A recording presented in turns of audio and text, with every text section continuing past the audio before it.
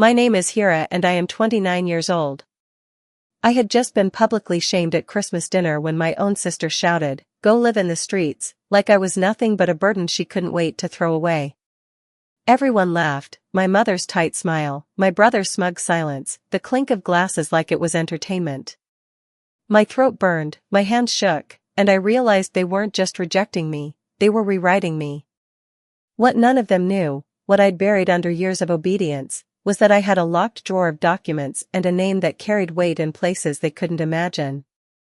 And that night, I made a promise I couldn't take back. Before I continue, tell me your country and the time right now. I arrived at my mother's house carrying 2 trays and a smile I didn't feel, the way a soldier walks into a battlefield wearing a dress.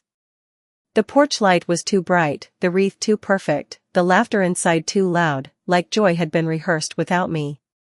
As soon as I stepped in, warmth hit my face, thick with cinnamon and roasted meat and perfume. My sister's perfume.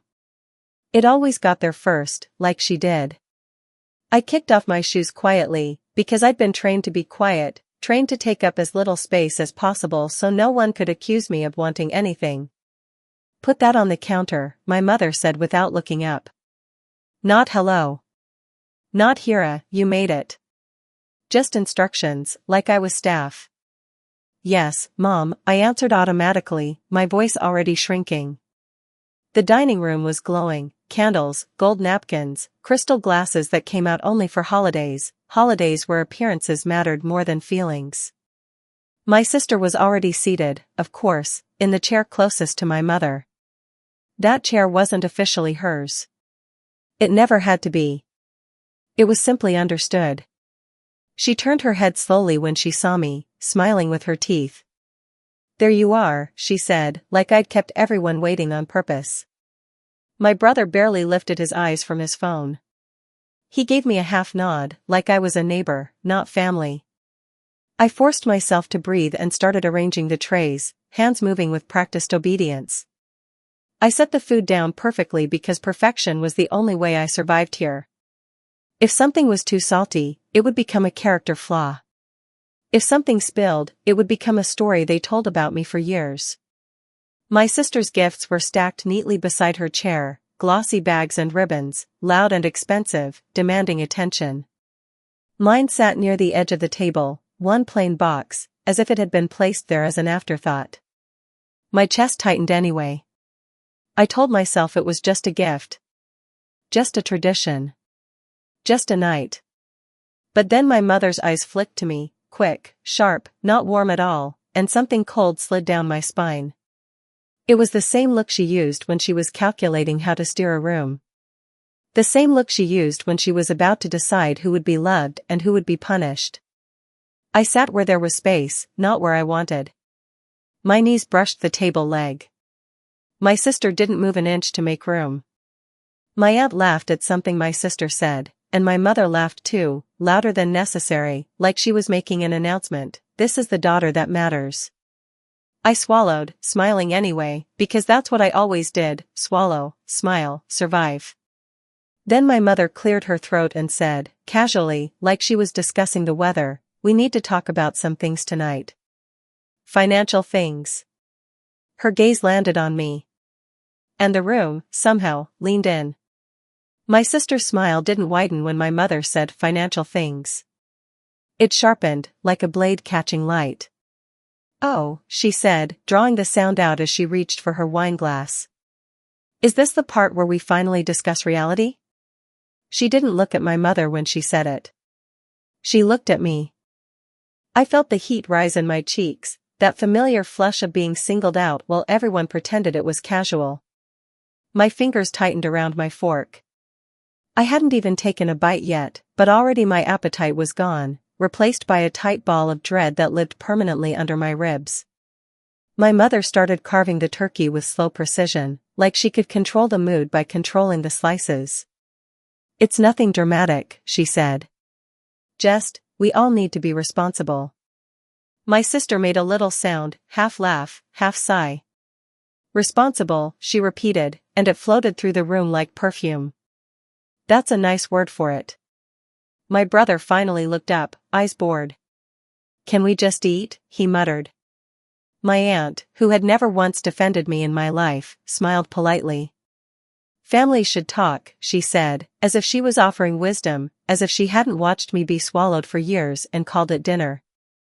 My sister set her glass down. "I'm glad Mom brought it up," she said sweetly. "Because it's been, what, months? Years? Of the same pattern." She folded her hands on the table, posture perfect. She could have been giving a speech at a fundraiser. "Some of us carry the weight," she continued, eyes never leaving mine. "And some of us." Her pause was deliberate. Everyone waited, because everyone always waited for her. "Need to understand that adulthood comes with consequences." I tried to keep my face neutral, but my throat tightened. I wanted to say, "What wait? You don't even know what Dad's medication was called." I wanted to say 100 things. But I'd learned early that speaking in this house was like stepping onto thin ice. One wrong word and the whole room would turn on me. So I did what I always did. I kept my voice soft. "I'm not sure what you mean." My sister blinked slowly, like a teacher disappointed in a student. "Oh, Hira," she said, dripping pity. "Don't do that." "Do what?" I asked, though I already knew. "Act clueless," she replied, smiling. "It's exhausting." My mother placed slices of turkey onto plates, passing them out like gifts. My sister's plate got the best pieces, the most. Mine got 2 thin slices, mostly dry. It was such a small thing. It still made something inside me curl in on itself. My sister leaned back and glanced around the table at our relatives, her audience. "Everyone knows," she said, voice a little louder, "how hard Mom has been trying to keep things together since Dad passed." My mother's lips tightened, like she enjoyed the sympathy but didn't want to look like she needed it. "We manage," she said. "We manage," my sister echoed, then turned her eyes back to me. "But we also can't ignore certain, repeated issues." My brother let out a short laugh.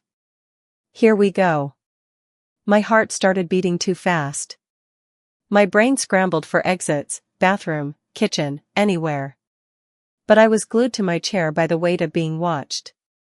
My sister's tone stayed light, almost playful, which was how she always got away with cruelty. "Like the fact that Hira still doesn't have anything stable," she said. "No permanent place. No real plan." I opened my mouth. Closed it. Opened it again. "I have a job," I said, too quickly. "I'm working." "A job," she interrupted, as if it was adorable I even tried. "A job isn't stability, Hira. It's survival." The word stung. Survival. Like I was an animal. My mother finally looked up from the turkey. "Your sister isn't wrong," she said, voice calm, deliberate. "We just worry." Worry. That's what they called control when they wanted it to sound like love. My sister lifted her eyebrows. "Exactly," she said. "We worry. And also, we're tired." I felt my stomach drop. "Tired of what?" I asked, forcing the words out. My sister's smile broke into something almost delighted. "Tired of pretending you don't understand what you cost," she whispered. My aunt gasped quietly, a performative little sound. My cousin's eyes widened like she was watching a show. My brother smirked, finally entertained. I stared at my sister, my mouth dry. "What I cost?" My mother set the carving knife down too carefully. "Hira," she said in a warning tone, like I was the problem for asking. And then my sister did it. She slid her hand across the table and tapped her manicured nail against the wood, once, twice.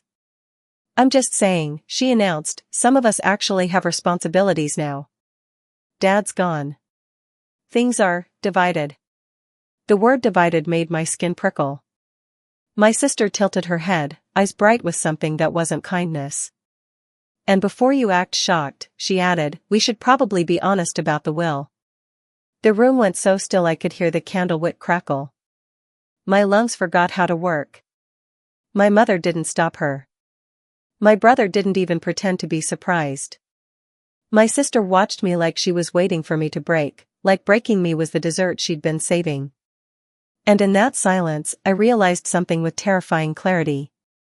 They weren't having this conversation to include me. They were having it to erase me. My sister's lips parted, and she said my name like a verdict. Hira, you know you're not in it, right? The words hit so cleanly I didn't even understand them at first. You're not in it.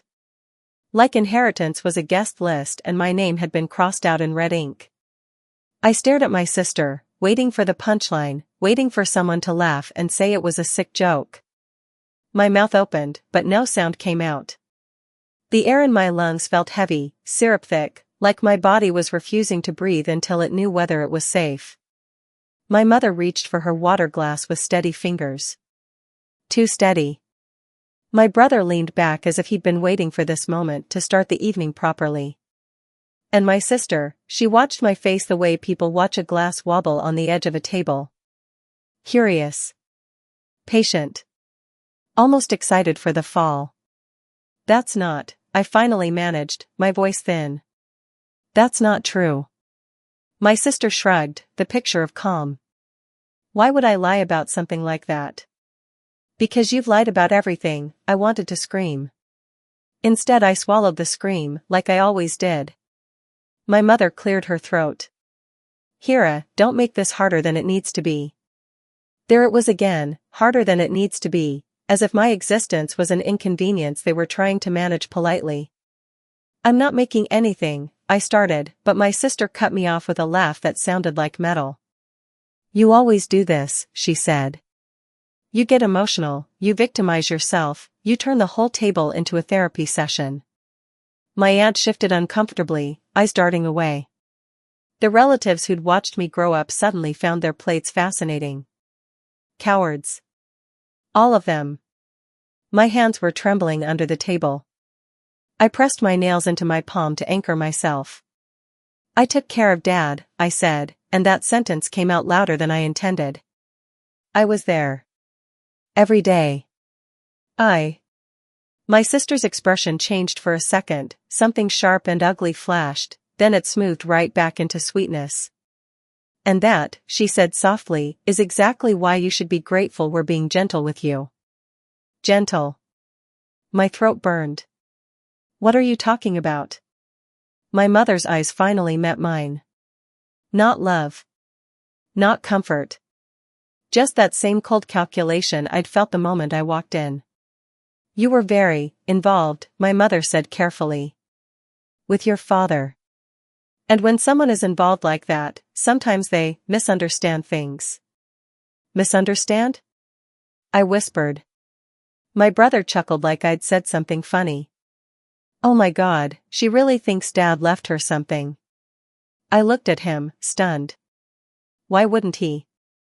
My sister leaned forward, elbows on the table, voice low enough to feel intimate and violent at the same time. Because Dad knew you, Hira, she murmured. He knew what you are. My skin went cold. What I am? I repeated. My mother's jaw tightened. Enough. But she didn't stop her. She never stopped her. She'd only stopped me. My sister sighed dramatically, glancing at everyone like she was burdened by the truth. Look, she said, louder now, Dad's will was handled properly. Lawyers. Witnesses. Everything. You signed what you needed to sign. My heart slammed against my ribs. I signed. I echoed. My mother lifted her fork again, as if this conversation was as casual as gravy.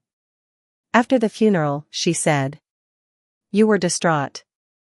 We didn't want you overwhelmed, so we simplified things. Simplified things. A memory surfaced, blurry, warped by grief. Papers on a table. My mother's hand guiding a pen into my fingers. My sister's voice, just sign here, it's just for the bank, it's just to close something, it's just paperwork. I'd been barely breathing back then. I'd been a ghost in my own body. My sister's smile widened slightly, as if she could see the memory forming in me. See, she said. Now you remember. My mouth went dry. I didn't understand what I was signing. My brother scoffed. That's not our problem. My mother finally set her fork down, and her voice sharpened. Hira, you can't come in here and accuse us of. Accuse you of what? I snapped before I could stop myself. Tell me. What did I sign? The room froze. My mother's eyes narrowed. My sister lifted her glass again, slow and deliberate, and took a sip like she had all night. Then she stood up. Not abruptly, smoothly, like a queen rising from her throne. She raised her glass slightly and smiled at the entire table like she was about to give a holiday toast. Since we're airing things out, she said brightly, let's just be honest.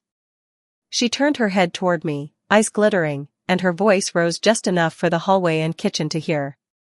Hira, if you don't have a place to live after tonight, that's not our fault. My stomach dropped. My mother didn't flinch. My brother smirked. My sister's smile turned into something cruelly delighted as she opened her mouth to say the words that would break me in front of everyone. And I realized I wasn't just being embarrassed. I was being pushed out. On purpose. Love, in my family, was never a gift. It was a transaction, measured, conditional, and always due to expire when I stopped being useful. Growing up, I learned that affection came only after obedience. My mother's approval could be earned through silence, through being the easy child, the one who didn't talk back, didn't dream too loudly. I learned to measure my worth by her size, relief when I did what she wanted, irritation when I asked for more. Even when I tried to please her, it was never enough. My sister could spill wine on the carpet and be called careless but charming. I could bring home an award and be told not to make your brother feel bad. I thought if I stayed small enough, quiet enough, maybe I could slip under the radar and survive without being noticed. But my mother's kind of love noticed everything. The smallest rebellion became defiance. The smallest hesitation became ingratitude.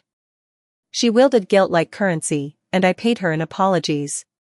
When Dad was still alive, there were moments, tiny ones, where I felt seen. He'd slip me books when no one was looking, or leave a little money in my bag, whispering that I should keep something for yourself. Back then, I didn't understand that he was arming me quietly, giving me proof that someone in this house believed I was worth something. After he died, my mother rewrote him. She made him smaller in memory, easier to manage in conversation. My sister followed her lead, parroting her phrases, becoming her shadow. My brother disappeared into his own silence, the kind that looks like indifference but smells like fear. And I, stupidly, loyally, tried to keep the peace.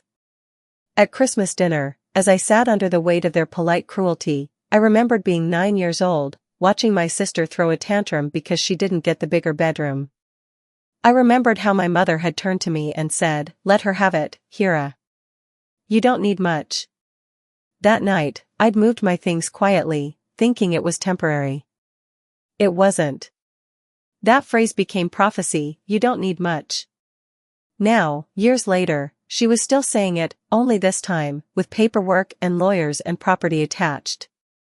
I watched her pour wine for my sister, smile indulgently, play the part of the gracious matriarch. I wanted to ask her, when did I stop being your daughter?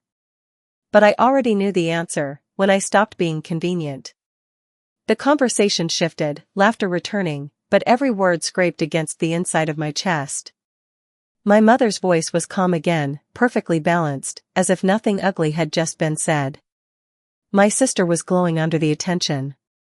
My brother was scrolling through his phone like nothing mattered. And I, quiet, invisible, trained to endure, sat there holding my fork like it was the only thing anchoring me to the table. My sister reached over, touched my wrist lightly, her voice sweet as syrup. "Don't take it personally, Hira. It's just life." I met her eyes, and for the first time I didn't see a sister. I saw a threat dressed in family.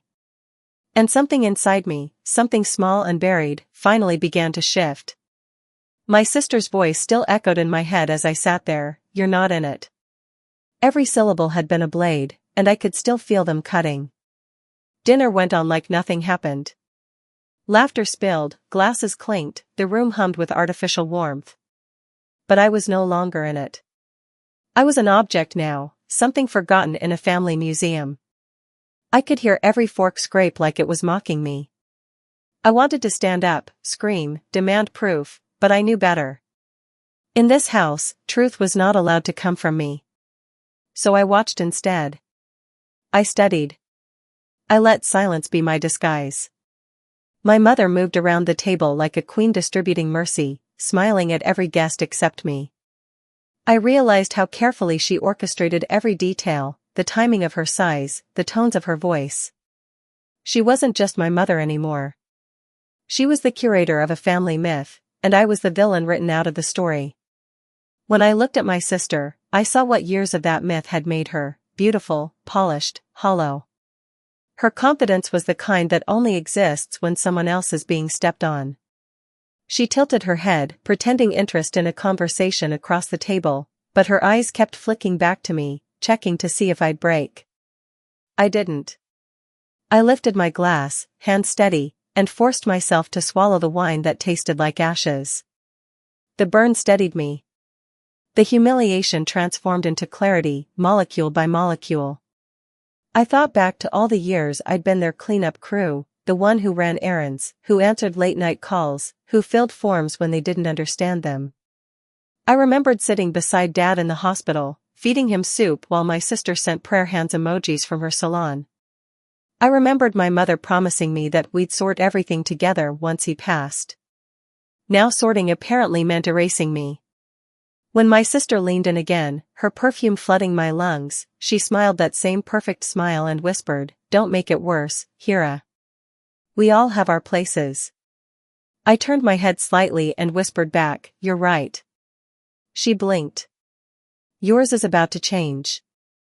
I said it softly, almost gently, and watched her eyes flicker with confusion before she hid it behind a smirk. The room felt smaller, heavier, like the air itself was watching. And for the first time in my life, I didn't feel like the powerless one. I didn't know how yet, but I was going to find the truth. And when I did, they would finally learn what it felt like to sit at a table and not belong. The night after that dinner stretched like a wound that wouldn't close. I couldn't sleep. Every sound in the house seemed to whisper signatures and lies, and "you don't belong here." When I finally opened my eyes, the ceiling above me looked like paper, thin, fragile, ready to tear open and drop the truth on my face. My sister's voice replayed on loop, "You signed what you needed to sign." I tried to remember, what did I sign? The funeral had been chaos. I'd been sedated with grief and exhaustion, following my mother's directions without thought. There'd been a folder. Cream-colored. My sister's handwriting on sticky notes, "For Hira. Just sign where I've marked." I remember the scent of lilies and disinfectant, my mother's arm around my shoulder, guiding me like a blind child. The papers blurred together, lines of legal text swimming in my tears. She'd said it was just about closing the hospital bills, something about insurance reimbursements. Now I wasn't sure if that folder had been a burial shroud for my rights. The next morning, I sat at the edge of my bed, staring at my phone. My fingers moved without thinking. I typed Dad's lawyer in my contacts. Nothing. I searched emails. Nothing. Deleted messages. Empty. Even my old backups, scrubbed clean. Someone had erased the trail. My stomach tightened. I tried to breathe. Then something flickered in my memory. The day before the funeral, I'd been wearing my gray coat, the one Dad had always said made me look like I meant business. When I hung it up, I'd felt something in the pocket. A business card. I'd forgotten to look at it. I ran to the closet, rifling through boxes, clothes, shoes, until I found it, crumpled, faded, still there. Rafiq and Morrow, estate attorneys. My throat went dry. I turned the card over. There was a handwritten note in blue ink, "If anything feels wrong, call me. Trust no one else." The handwriting was my father's. My knees almost gave out. I sat down on the floor, shaking, clutching the card like it was a lifeline. I wanted to call immediately, but fear crawled up my spine. What if my mother found out? What if the number was disconnected? What if I was too late? Then, from outside the door, I heard footsteps.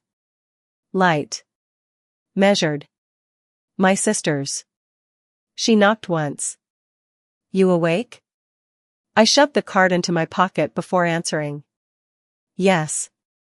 She opened the door a crack, smiling that same polite smile that now felt poisonous. Mom says we're sorting Dad's office later. Don't touch anything, okay? Some of his files are sensitive. I nodded slowly. Sure. She lingered. Her eyes flicked to my pocket, then back to my face. A faint smile curved her lips. Good girl. And then she was gone. My heart thudded so loud it felt like the house could hear it. I waited until her footsteps faded, then locked the door, pulled out the card again, and whispered to the ink like it was a prayer. If anything feels wrong, call me. Everything felt wrong. My fingers shook as I dialed the number. It rang once. Twice. Then a voice, steady, male, unfamiliar, answered. Rafiq and Moro. Who's calling? I swallowed hard. My name is Hira. Hira Siddiqui. My father was. There was a pause. A rustle of papers. Then the voice changed, calmer, alert. Miss Siddiqui. We've been trying to reach you. The room spun. Reach me? Yes, he said slowly. About your father's estate. There are irregularities in the will filed by your family. We need to speak immediately. My blood ran cold. Behind the door, my sister's voice floated down the hall, laughing with my mother, sharp, confident, victorious. And I sat there, gripping that phone, realizing that the humiliation at Christmas dinner had been more than cruelty. It had been a cover-up. I don't remember walking to the car, I only remember the sound of my own heartbeat filling my head as I sat behind the wheel. The phone call kept replaying in fragments, irregularities, estate, we've been trying to reach you. Outside, the street was quiet. Inside, I was falling apart. I stared at the steering wheel, at my reflection in the windshield, eyes red, hair tangled, a woman who looked nothing like the invisible girl they'd mocked at dinner. I wasn't fragile anymore. I was radioactive. When I pulled up at my mother's house that evening, the lights glowed gold through the windows. Laughter again. My laughter once. My stomach twisted. I stepped inside, and the world snapped into sharpness.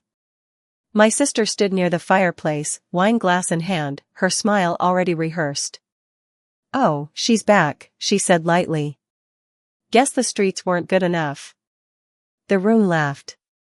And before I could even open my mouth, she turned toward me, eyes glinting, and shouted the words that would brand themselves onto my skin forever. Go live in the streets, Hira. The laughter roared this time. My mother's polite smirk. My brother's chuckle. My aunt's nervous giggle. I froze. Every sound melted into a single ringing in my ears. I looked around that table, the same table where I'd learned to apologize for breathing, and saw strangers wearing the faces of family. My throat burned, but my body didn't move. I wanted to scream, but my lungs refused. It wasn't just humiliation, it was erasure, public, ritualistic. I whispered, why are you doing this? My sister leaned close enough for only me to hear, her perfume sharp and sweet. Because you're not one of us anymore, she said. You never were. Then she turned to the room, smiling, raising her glass as if she'd given a toast worth remembering. And as the laughter swelled again, I walked out, past the table, past the smell of food, past the house that was supposed to be home, until the cold night swallowed me whole. My phone buzzed in my hand. A text from an unknown number. Miss Siddiqui, please confirm this is still your line. We need to discuss your father's trust. Urgent. I stared at the screen, breath fogging in the air. Trust. That word had just changed everything. The night air cut through my coat, but I barely felt it. I was shaking from the inside out, The kind of tremor that doesn't come from cold, it comes from knowing your world just cracked open, and you can't unhear what fell out. I sat in my car, the phone still in my hand, staring at the text. Your father's trust. Urgent. The word trust didn't sound like safety. It sounded like something buried. I typed back with fingers that wouldn't stay still. This is Hira. What do you mean? The reply came almost instantly. I can't discuss details over text. Please confirm when we can speak securely. Are you alone? I looked around the empty street. My sister's laughter still echoed faintly through the walls behind me. I felt alone in every way that mattered. Yes. I'm alone. The phone rang immediately. I answered before the first ring finished. Miss Siddiqui, the man said, voice low, professional. This is Omar Rafiq, from Rafiq and Moro. I represent your late father's estate. I gripped the steering wheel tighter. Why haven't I heard from you before? There was a pause. We've sent multiple letters to your registered address. They were returned unopened. We also tried calling the home number on file, but your mother said you were out of the country. My stomach dropped. That's a lie, I whispered. I live 10 minutes away. I assumed as much, he said. Which is why I'm calling directly now. May I confirm, did you ever receive notice of the trust activation? No, I said. I don't even know what that means. He exhaled slowly, like someone bracing to deliver bad, or maybe explosive, news. Your father created a separate trust fund independent of the will. It was designed to be activated upon his death if certain conditions were met. One of those conditions was a review in case of coercion or irregular signatures. Signatures, I repeated, my pulse spiking. Yes, he said. Miss Siddiqui, there's evidence your authorization may have been manipulated. For a moment, all I could hear was my own heartbeat slamming in my ears. Manipulated? As in forged? That's what we need to verify, he said carefully. If so, there are criminal implications for anyone involved. The world tilted sideways. The dinner, the laughter, the taunts, suddenly they weren't random cruelty. They were strategy. I signed something after the funeral, I said quietly. My mother told me it was for hospital paperwork. That's common, he said.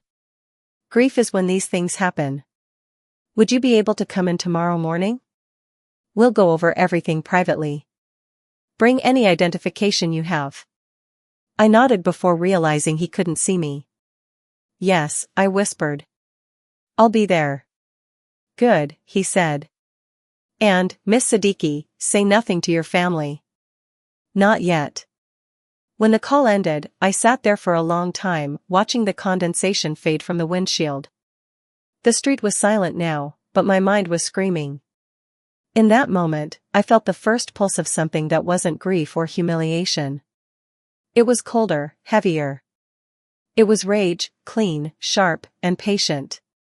And as I drove away, my headlights slicing through the dark, I realized something simple but devastating. They hadn't erased me. They'd just provoked me into remembering who I was. The morning light felt cruel. Too clean, too honest. I sat in the car outside Rafiq and Moro, staring at the glass doors that reflected the gray sky back at me. Every nerve in my body buzzed like a secret about to detonate. Inside, the lobby smelled of coffee and paper, neutral, professional, safe. A receptionist smiled politely, asked my name, and within minutes I was ushered into an office lined with shelves of silent, expensive books. Omar Rafiq stood to greet me. Mid-40s, sharp eyes, calm hands, the kind of man who looked like he'd seen 100 families destroy each other over inheritance. He didn't smile too widely. Just enough to say, I already know this will hurt. Miss Siddiqui, he said, gesturing for me to sit. Thank you for coming. I understand this is delicate. I nodded, throat tight. You said something about irregularities. He opened a folder on the desk. Your father's trust was filed separately from the primary will your family submitted. It names you as a beneficiary, actually, the primary one, under specific protective clauses. The problem is, the documents that were later presented to probate court differ significantly from your father's originals. My stomach clenched. Differ how? He turned a page, slid it toward me. This is your signature. It was my name, curved, familiar, but not mine. Too clean. Too practiced. I didn't sign this, I whispered. We didn't think so, he said. Our handwriting analyst confirmed the pressure patterns don't match your authentic signature from prior documents. This version was likely traced from a digital copy. My pulse pounded in my ears. They forged me. Someone did, he said quietly. And whoever it was filed this within 72 hours of your father's death, before his estate was even processed. I leaned back in the chair, dizzy. Memories flashed like broken glass, my mother's calm voice after the funeral, my sister's gentle insistence that I just sign where she marked, my brother standing nearby, watching, silent as always. How much money are we talking about? I asked, my voice flat. Omar looked at me for a moment, studying whether I could handle the truth. Roughly 9 million in liquid assets, he said. Excluding property, company shares, and offshore accounts. 9 million. I laughed once, sharp, humorless. And they told me there was nothing left. That Dad made bad investments. He nodded grimly. That's a common story in these cases. The lies usually start before the will is even read. The room blurred for a moment, my heart slamming against my ribs. I felt like I was floating, half horror, half vindication. Omar's tone softened. Your father anticipated something like this. He left a letter for you. He slid an envelope across the desk. My name, written in my father's hand, steady, precise, familiar. I reached for it with trembling fingers. The paper felt heavy, like it carried all the years I'd been invisible. Take your time, Omar said quietly. I unfolded it, breath shaky. My father's handwriting pulled me back to being 10 years old, sitting on his lap as he taught me cursive. My Hira, it began. If you are reading this, it means I am gone, and I didn't have time to protect you in person. But know this, I saw what they tried to make you believe about yourself. I left you something more important than money. I left you truth, and the power to use it. Tears blurred the ink. You must stay quiet at first. Let them speak. They will reveal their lies without realizing it. And when they think you are defeated, show them this letter. By the time I finished reading, my hands were shaking so hard I could barely hold the page. Omar waited, silent, respectful. I folded the letter carefully, slid it back into the envelope, and tucked it into my coat pocket. My father's words echoed in my chest, stay quiet at first. I looked up at Omar. What happens now? He met my eyes. Now, Miss Siddiqui, we build your case. But you'll need to be careful. If your family realizes what you know, they'll try to destroy every piece of evidence that connects them to this forgery. I nodded slowly. Then they can think I'm still broken. He tilted his head. You're not broken. I almost smiled. They'll wish I was. Outside, the city was loud, alive, uncaring, but I walked differently now. Every step felt deliberate. My father's words burned under my skin like armor. They thought they'd buried me in shame. But all they'd done was give me something to rise from. I didn't drive home that night. I couldn't. The thought of crossing that threshold, of smelling their perfume, their dinner leftovers, their laughter, it made my skin crawl. Instead, I parked near the harbor, where the air smelled of salt and metal, and the city lights fractured across the water like broken glass. I turned off the engine, pulled my knees to my chest, and let silence finally catch up to me. For years, silence was what they gave me, what they used to keep me obedient. But tonight, it was mine. For the first time, I wasn't scared of it. I replayed Omar's voice over and over in my head, irregularities, forged signature, 9 million. Every word felt like a confession my family hadn't meant for me to hear. I thought about my father's letter. I took it out again, reading the first lines by the light of my phone. Let them speak. They will reveal their lies without realizing it. My father always saw everything.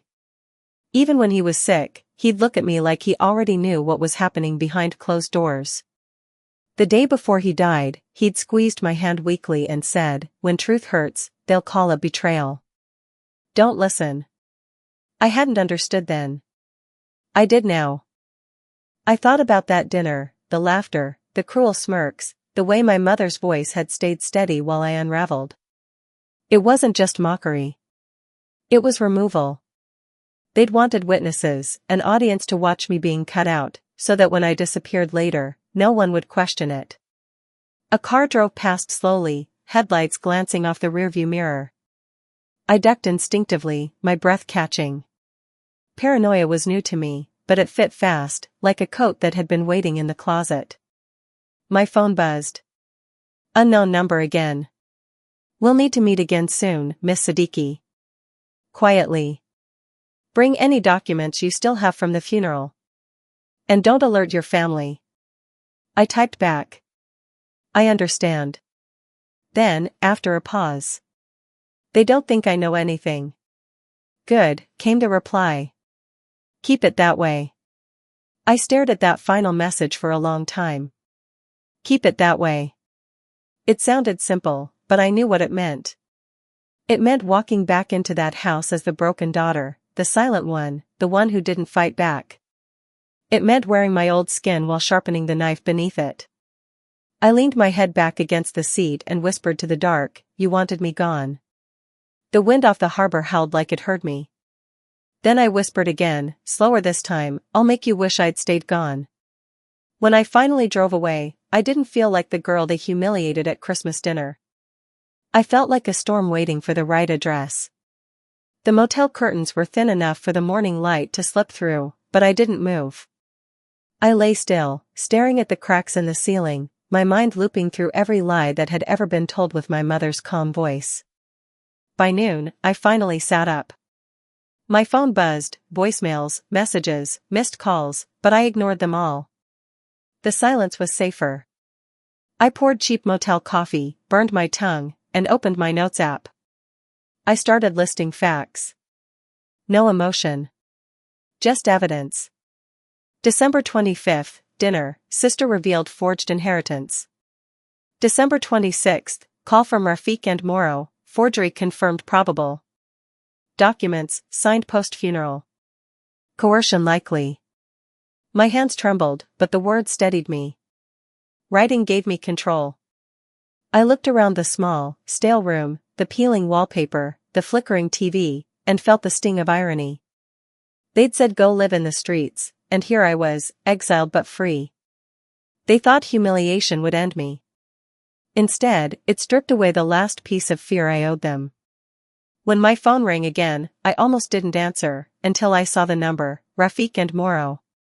"Miss Siddiqui," Omar said, his tone urgent. "We've confirmed the trust's secondary clause has been triggered. You're legally protected. But that also means your family might realize the trust exists." I closed my eyes. "Then I have to move carefully." "Yes. No confrontation yet. Observe. Record. They will expose themselves faster than you think." I ended the call and sat in silence, the faint sound of traffic humming outside. Then I opened a new note and wrote my first rule. Stop begging. Start building. That night, I drove past my mother's house, parking half a block away. Through the window, I saw them, my mother, my sister, my brother, laughing, eating leftovers, living inside the illusion they'd already buried me. I watched, not as the daughter anymore, but as the witness. Every laugh. Every lie. Every fake tear, they were all becoming evidence. They just didn't know it yet. The storage unit smelled like dust and ghosts. I hadn't been there in years, not since the week after Dad's funeral, when my mother told me to let go of unnecessary things. But something in me said go back, so I did. The metal door groaned as I pulled it open, and cold air spilled out like a memory I'd locked away too long. Stacks of cardboard boxes lined the walls, labeled in Dad's handwriting: finances, work files, photos. My throat tightened at the sight of his neat block letters. I ran my fingers along the boxes, searching for something, anything, that would tell me who he really trusted in the end. I tore through file folders, brittle receipts, insurance forms, until my nails snagged on a small black envelope wedged between two ledgers. My name was written across it. My hands trembled as I opened it. Inside was a single key, taped to a note written in my father's handwriting. "Hira, if you're reading this, you were meant to. Go to the safe deposit box. Do not trust anyone else. Not even them." My heart pounded so loudly it drowned out the world. The next hour blurred into headlights, traffic, and a silence so sharp it hurt. I drove to the bank listed on the envelope, clutching the key like a pulse.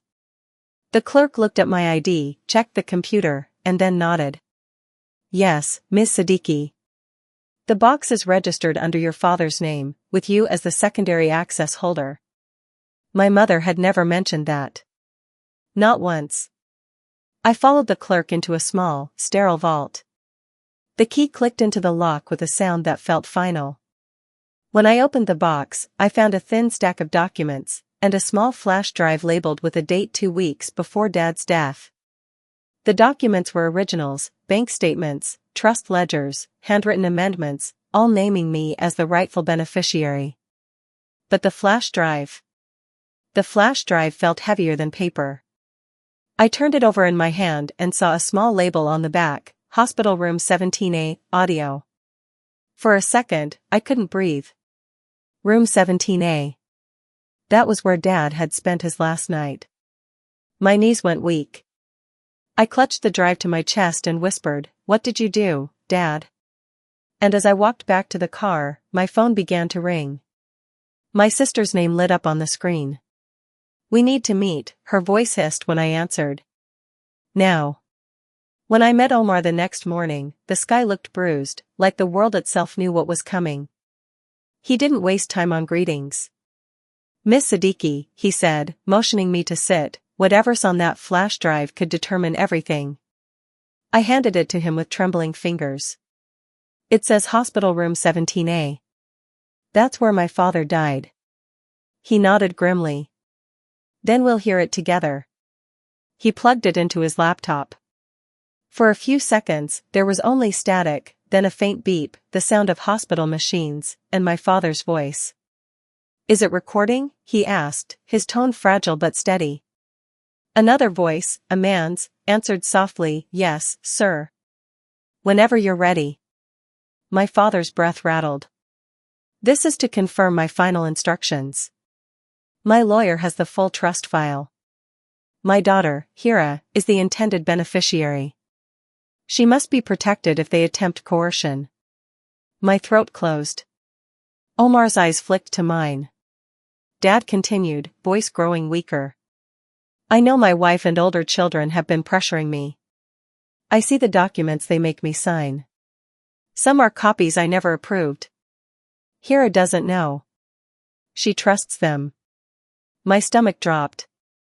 He coughed, a long, painful sound, then continued, "If this recording is ever heard, it means they succeeded in lying.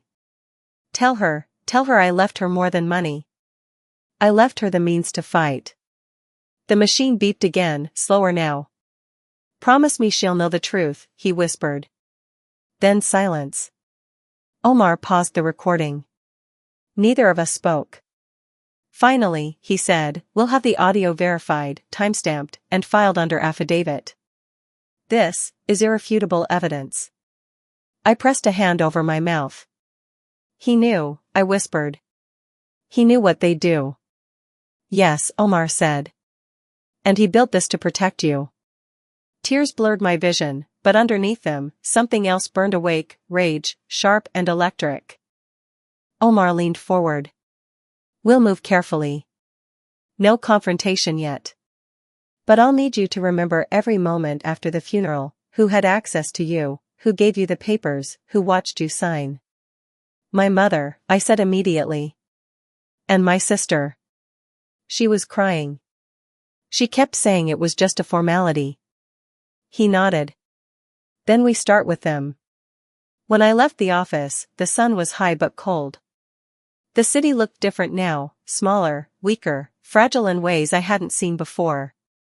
I stopped on the sidewalk, closed my eyes, and said the words quietly to myself, like a vow. You forged my name. Then I opened my eyes. And now, I'll make sure everyone knows it.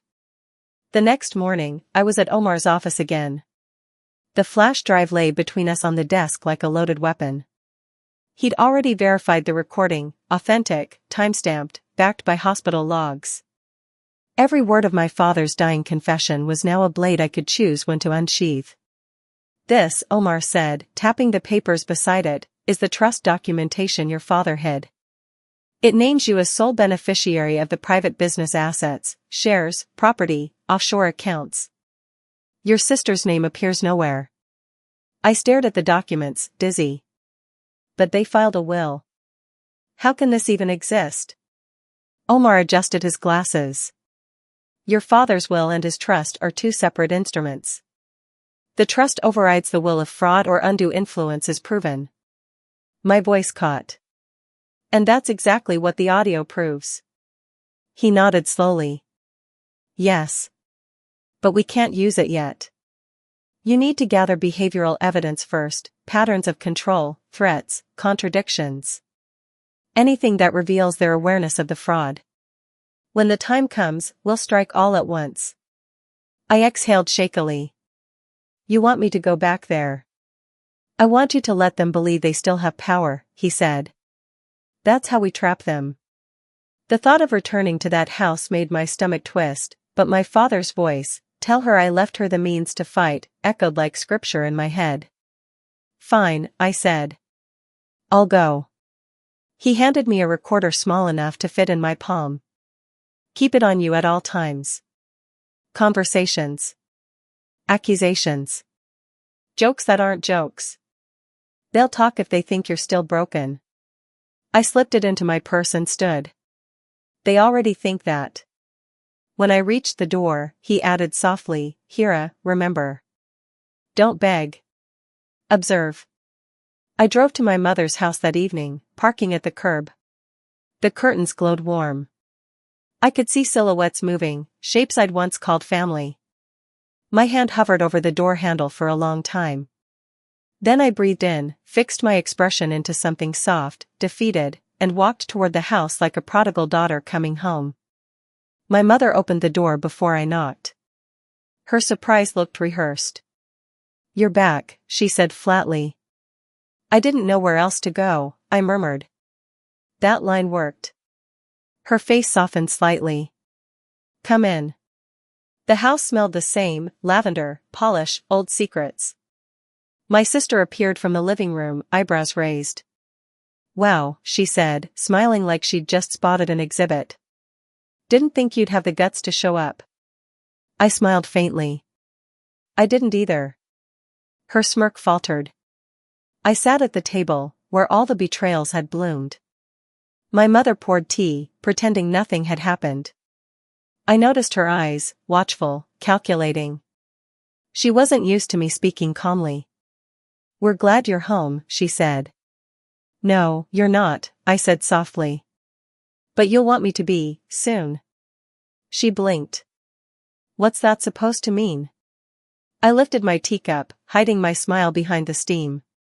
Nothing yet. The recorder in my purse blinked once, tiny, red, alive. For the first time in my life, I wasn't walking into their trap. I was building one. The house felt smaller than I remembered, like the walls themselves had absorbed every whispered insult and were now pressing closer, eager to hear more. I walked down the hall toward my father's study.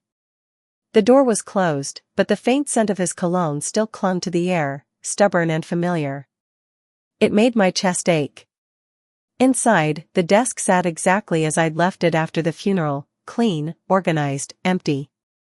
My mother must have come here often, not out of grief, but to make sure I never did. I sat in his chair, running my fingers along the smooth surface of the desk. Then I reached underneath, feeling for what I half remembered, tape, maybe a hidden compartment.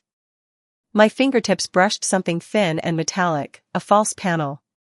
I pried it open carefully, heart pounding. Inside was a sealed envelope. My name again, written in that same calm, deliberate script. My Hira, it read. If you found this, they've already shown you who they are. There will be a day when you doubt your own memory, when they tell you what you signed, what you agreed to, what you lost. Believe nothing but evidence. Record everything. They lie easily, but they forget to stay consistent. When their lies collapse, so will they. Underneath the letter was a single USB drive labeled Tax Year 2021, Archive. I slipped it into my bag, adrenaline thrumming. Then I heard footsteps behind me. My mother stood in the doorway. What are you doing in here? Her voice was soft, but the sharpness beneath it was unmistakable. I turned slowly, forcing calm. Just remembering him. She crossed her arms. You shouldn't touch his things. It's painful for everyone. For you, maybe, I said, standing. Her eyes narrowed. What does that mean? I smiled faintly. Nothing. You always hear meanings where there aren't any. That landed. Her posture stiffened. Don't start, Hira. I'm not starting anything, I replied, brushing past her toward the hall. I'm just remembering what's mine. Her hand caught my wrist, too tight. We did what we had to do, she whispered, voice trembling. You don't understand how hard it was after your father died. My heart stopped. We did what we had to do. I looked down at her hand gripping me, then at her face, composed, but her eyes betrayed her. I let my voice drop low. What exactly did you have to do, Mom? She flinched, releasing me. You should leave this alone. I smiled gently, the way she always smiled when she was lying. Of course, I said. It's over. As I walked down the hall, I reached into my purse and felt the small recorder humming quietly, every word preserved, every hesitation stored. Outside, the air felt different, cooler, lighter, almost electric. My father's voice from the recording echoed in my head, let them speak. And they were starting to. That night, my phone wouldn't stop ringing. First, it was my mother, voicemails laced with trembling guilt and polished threats. You don't have to make this ugly, Hira. We can settle things quietly. Your sister's worried about you. Don't throw your life away over paperwork.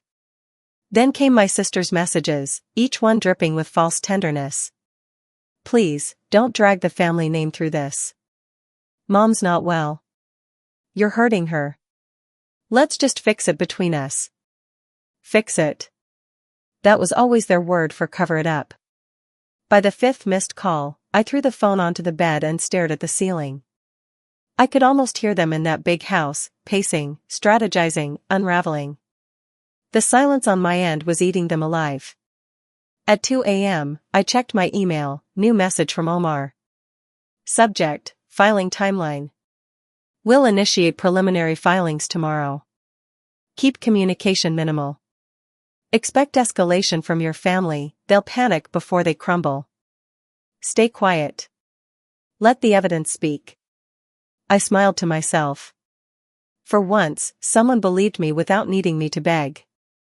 The next day, I went for a walk near the courthouse, my head down, my hands deep in my coat pockets. My heart was steady, almost unnaturally so. The humiliation from Christmas felt like it belonged to a different woman. A car slowed beside me. Black sedan. Tinted windows. The passenger window rolled down just enough for my sister's voice to cut through the cold air. Get in, she said. I kept walking. She pulled up closer. Hira, stop. You're being dramatic. I turned, smiling faintly. You've always loved drama. Her lips twitched. You don't know what you're doing. Don't I? I asked. She exhaled sharply, frustration slipping through her polished tone. Mom's terrified. You're tearing us apart. You already did that, I said, stepping closer. You just forgot to clean up the evidence. Her eyes flickered, first anger, then fear. What evidence? I leaned down to the window, close enough for her to smell the truth in my calm. You'll find out in court. Then I straightened, turned, and kept walking. Her car idled for a second, then sped off. By the time I reached my motel, my phone had another voicemail, this time from my brother. You think you're smart? You're not. You're just vindictive. You're going to ruin everything Dad built. I laughed quietly to myself. Everything Dad built. He had built protection, not illusion. They were unraveling faster than I expected. Omar had warned me this would happen. The guiltier they are, the louder they'll get before they fall silent. I poured a glass of water, sat by the window, and whispered, "Make it louder," then. Because every word they threw at me now was another nail in their own coffin. And I was done being buried. By morning, their campaign had gone public. It started with a social media post from my sister, a vague, sugary caption under a photo of her holding Mom's hand. Some people will do anything for money. Family is sacred, until greed ruins it. Thousands of likes. Sympathy flooding in from people who knew nothing. Comments painting me as the betrayer. Then came the relatives. Aunties, cousins, even old neighbors, all calling, pretending to be concerned. Every conversation began the same: we just want peace, Beta.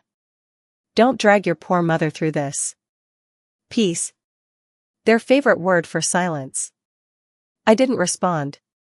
Omar had warned me, they'll attack your credibility first. Then they'll crumble.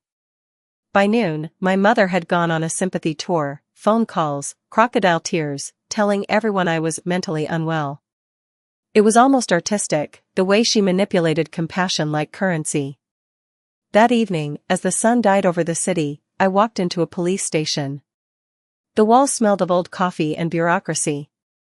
I handed the officer a printed copy of the threatening message I'd received, the one with a photo of my motel door.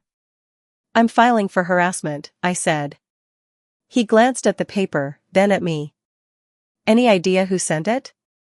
I have guesses, I said. And evidence to support them soon. He raised a brow. You a lawyer? No, I said quietly.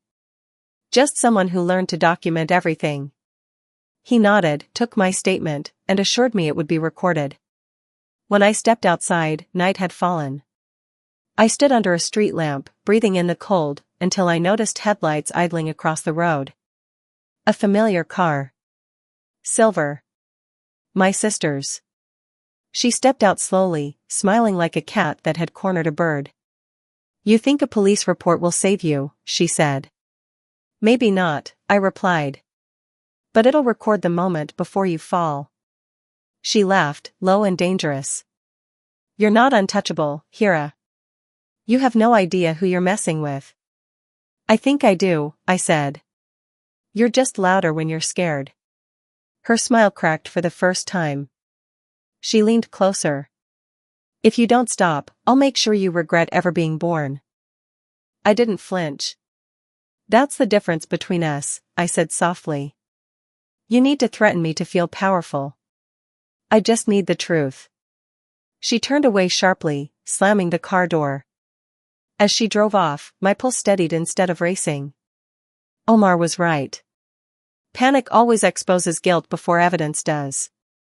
And my family was starting to panic beautifully. My brother called me the next morning.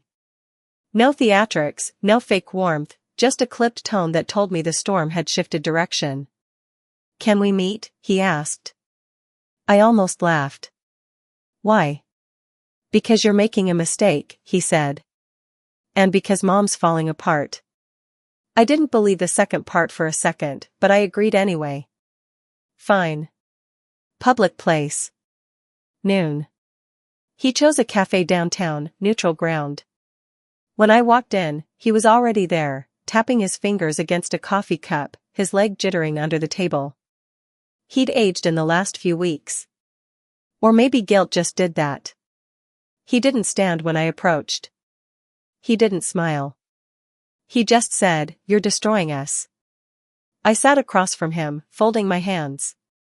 "You forged my name," I said. He winced, just barely. "I didn't forge anything." "Mom." "Mom what?" I interrupted. "Made you do it?" He sighed, leaning back. "You don't get it. Dad was losing it toward the end. He was going to give everything to you. The company, the money, the house. Everything. Do you have any idea how unfair that was?" Unfair. That word hit like a slap. "I took care of him," I said quietly.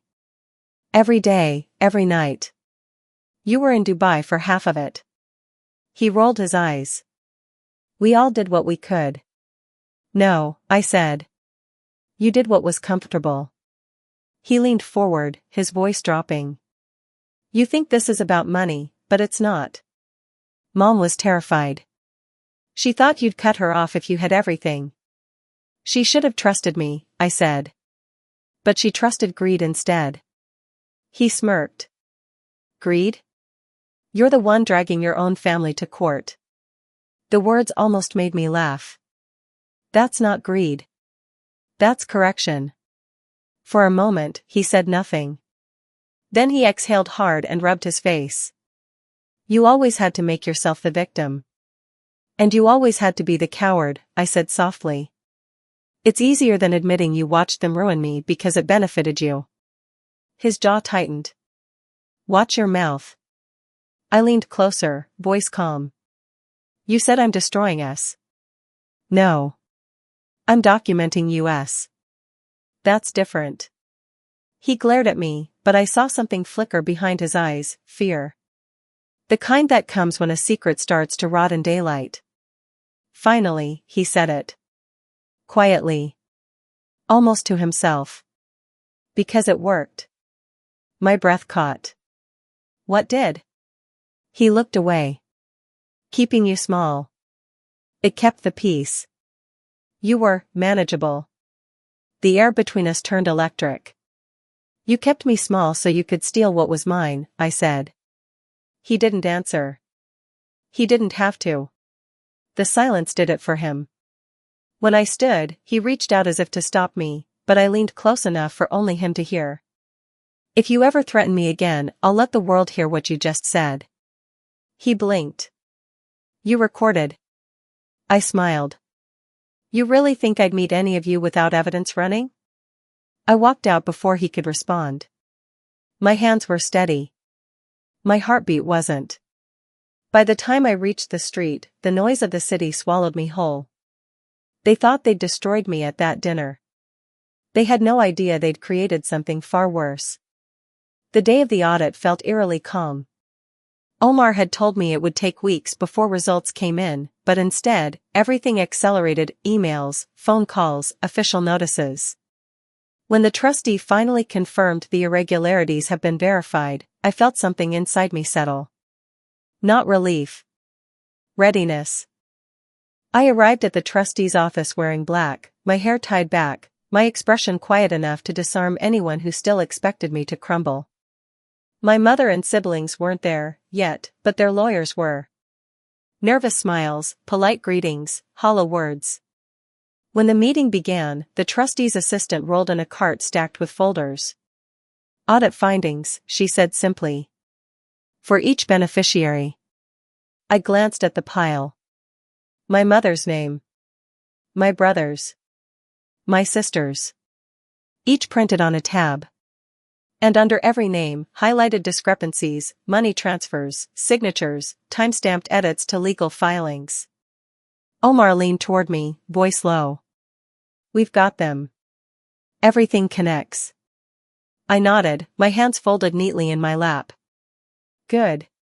He gave me a small look, half warning, half approval. "Just stay composed." The trustee cleared his throat. "There are significant inconsistencies in the estate's distribution records. Specifically, documents filed immediately after Mr. Siddiqui's death." Silence. The opposing lawyers exchanged glances. One spoke, voice trembling just slightly. These must be clerical errors. The family acted in good faith. Good faith doesn't include falsified signatures, the trustee interrupted evenly. Omar slid a copy of the signature analysis across the table. My real signature beside the forged one. My breath didn't even shake this time. I'd stared at those two names so long they'd stopped feeling like mine. When my family finally walked in, late, uninvited, but defiant, my sister's perfume reached me before she did. She smiled tightly. Hira. I heard you've been busy. I met her gaze. You'll be busier soon. My mother sat beside her, trying to look composed. We'll resolve this privately, she told the trustee. This isn't a courtroom. No, I said softly, but it's the rehearsal. The trustee opened another folder, his voice steady. Until the investigation concludes, asset control will be suspended. Temporary authority reverts to the trust's beneficiary. My sister blinked. The what? The trustee looked directly at me. That would be Ms. Hira Siddiqui. My mother's jaw dropped. My brother whispered something sharp, urgent. I didn't move. I didn't smile. I just said, understood. For the first time, silence belonged to me. And as we left that office, Omar leaned close and murmured, You've got momentum now. Use it wisely. I looked back through the glass doors at my family's faces, confusion curdling into fear, and whispered, Oh, I will. The next few days unfolded like a chess game played underwater, slow, deliberate, suffocating. Every move mattered. Every silence had weight. My sister was the first to break formation. She called me from an unknown number. When I didn't answer, she texted. Let's talk. Just us. I can fix this before it gets worse. I read it 3 times. The word fix jumped out like a snare. Omar's advice echoed in my head, let them come to you. They'll offer money before they admit guilt. So I agreed to meet her. Public place. Neutral ground. Always with the recorder ready. The cafe she chose was the kind of place where people whispered instead of talking. She arrived early, sunglasses on, pretending to scroll her phone. When she saw me, her smile appeared instantly, perfect, brittle, poisonous. Hira, she said, rising to hug me like we were still sisters. Her perfume hit first, expensive, suffocating. You look better. I am, I said, sitting down. You? She waved dismissively. It's been hell. Mom's barely sleeping. Everyone's calling, asking questions. You have no idea what this is doing to us. Us? Not me. The family unit, her favorite shield. I stayed silent long enough to make her uncomfortable. Finally, she sighed. Look, we can make this disappear. The lawyer said there are ways. We'll give you something, more than fair. There it was. The bribe. How much? I asked softly. She blinked, thrown off by my bluntness. Well, that depends on what you want. Enough to get a place, start fresh. I have a place, I interrupted. And I don't need fresh starts. I need the truth. Her smile faltered. You always did love drama. Not as much as you love fraud. Her chair scraped the floor. Watch it. I leaned forward. No, you watch it. Every word you say here matters. Her eyes narrowed. What's that supposed to mean? I tilted my head slightly, letting her see the faint red light on my phone screen reflecting off my coffee cup. Her eyes widened. You're recording me? She hissed. I smiled. You're very good at confessions, Rita. I figured you should have an audience. Her mouth opened, but no words came out. Finally, she exhaled shakily, reaching into her bag. She slid an envelope across the table.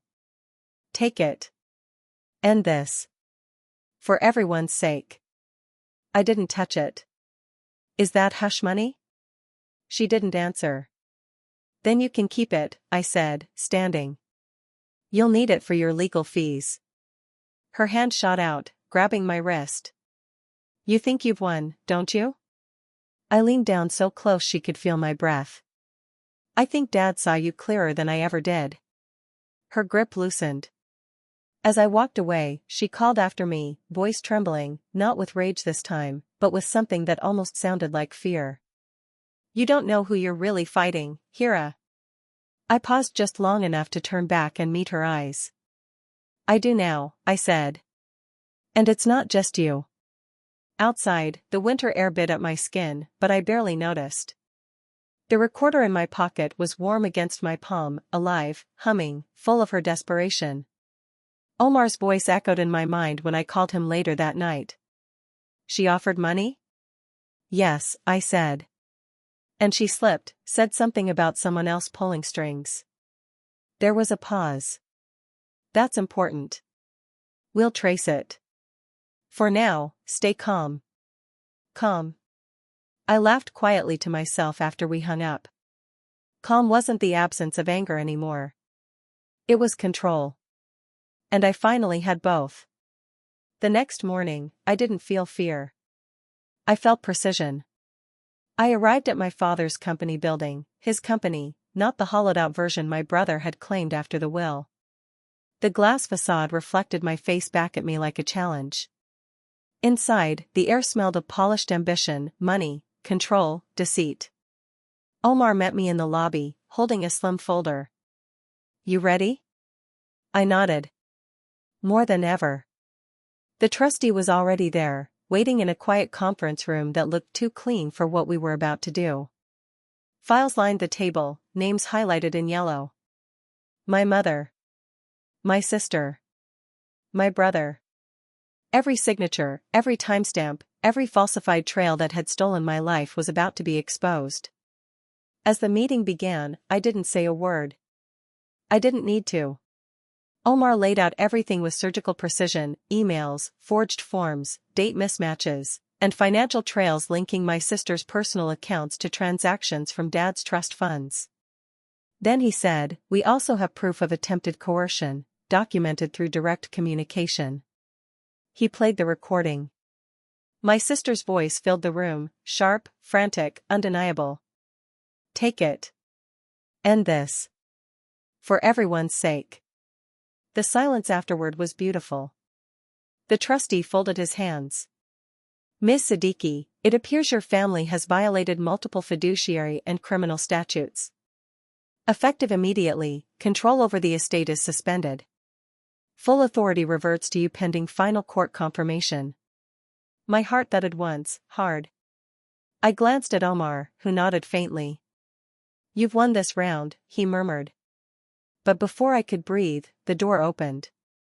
My mother entered, uninvited.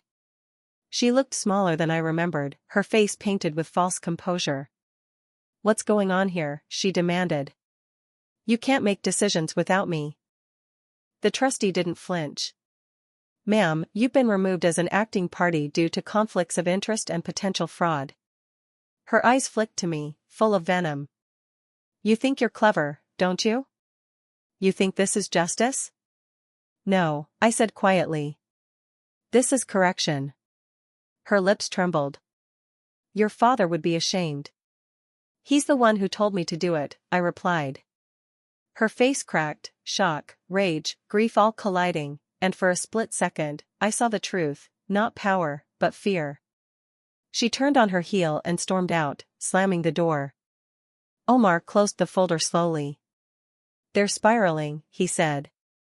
Now's the time to stay quiet, let the paperwork finish. The more they panic, the more evidence they leave behind. I nodded. I'll be ready. As I walked out of that building, the winter wind whipped through my hair, but it couldn't touch me. Not anymore. I'd stopped being their shadow. Now, I was the light they couldn't hide from. I met my sister at the cafe, the kind of sterile corporate place that smelled like expensive bitterness. I'd chosen it carefully, public, bright, with too many witnesses for her to try anything dramatic. She arrived late, in a camel coat and designer sunglasses, her smile stretched tight over nerves. I could almost hear her pulse in the silence between us. She sat down, eyes flicking to the recorder peeking out of my bag. "You still recording everything?" she asked. "Habit," I said, stirring my coffee. "You never know when someone might say something useful." Her jaw clenched. "You don't have to do this. Mom's miserable. You're dragging the family name through the dirt." "The family name dragged me first," I said calmly. Her mask cracked for half a second. "You think you've won? You don't understand how this works. You can't touch the rest of the assets." I tilted my head. "The ones you moved through fake shell accounts under Dad's business?" Her face went white. "What?" I smiled faintly. "You're not subtle, Rita. You never were." She leaned in, voice low and trembling. "You don't know who you're dealing with." "I know exactly who I'm dealing with," I said. "And so will the court." Her hand trembled, but she covered it with a laugh. "You've changed." "I've remembered," I corrected. She exhaled shakily, the defiance fading. "If you don't stop this, someone else will. You don't realize what you've inherited, Hira. It's not just money, it's power that doesn't like being disturbed." For a heartbeat, the noise of the cafe vanished. There it was, the truth, hidden in fear. I stood slowly, leaving her staring up at me. "Then I guess it's time to disturb it." Outside, the sky was heavy with the promise of rain. My phone buzzed, Omar's message flashing across the screen. "Court date confirmed. Full confrontation in 48 hours." I tightened my grip on the phone and walked toward the storm. The rain hadn't started yet, but the air had that electric heaviness, the kind that warns you something's about to break. I reached the cafe early this time. I wanted to see her arrive, to watch her perform. My sister walked in 10 minutes later, flawless as always, but her confidence was thin now, paint cracking under pressure. She sat down, dropped her purse on the table, and without preamble said, "Here." She slid an envelope toward me, the movement too quick, too desperate. I didn't touch it. "What's that?" "A settlement," she said. Her voice trembled just slightly. "A written agreement. You drop the case, and you'll receive monthly transfers for the next 5 years." I let the words hang between us. 5 years of silence money, I murmured. Her jaw tightened. 5 years of peace. I looked at the envelope, then at her. "You actually think peace has a price?" "Yes," she said sharply. "Because you're playing a game you can't win." "You think Dad's trust is clean?" "It's not. There were deals he made, people he owed. If this keeps going, you won't just ruin us, you'll ruin yourself." I studied her, voice flat. "So that's the new story? Dad was corrupt?" She hesitated, then forced a laugh. "I'm warning you. Walk away before you find out something you can't fix." "Like what?" She leaned in close enough for her perfume to choke me. "You think we did this alone?" she whispered. "You think Mom forged your name by herself?" I didn't move. "Then who helped you?" Her eyes darted toward the window, then back to me. "You really want to know?" "Yes," I said. She swallowed hard, her voice dropping. "One of Dad's partners.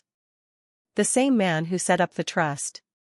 He said it was better for the company if you were out of the picture. We just..." She stopped herself, eyes widening. "You just what?"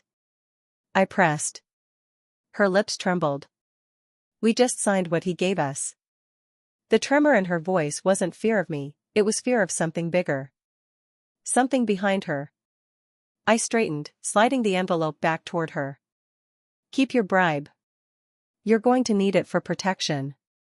Her expression twisted. "You're bluffing." I picked up my bag. "Then you won't mind if I forward this recording to Omar." Her eyes went wild. "You can't." "I already did," I said, and walked out. Rain began to fall as I stepped into the street, slow and cold.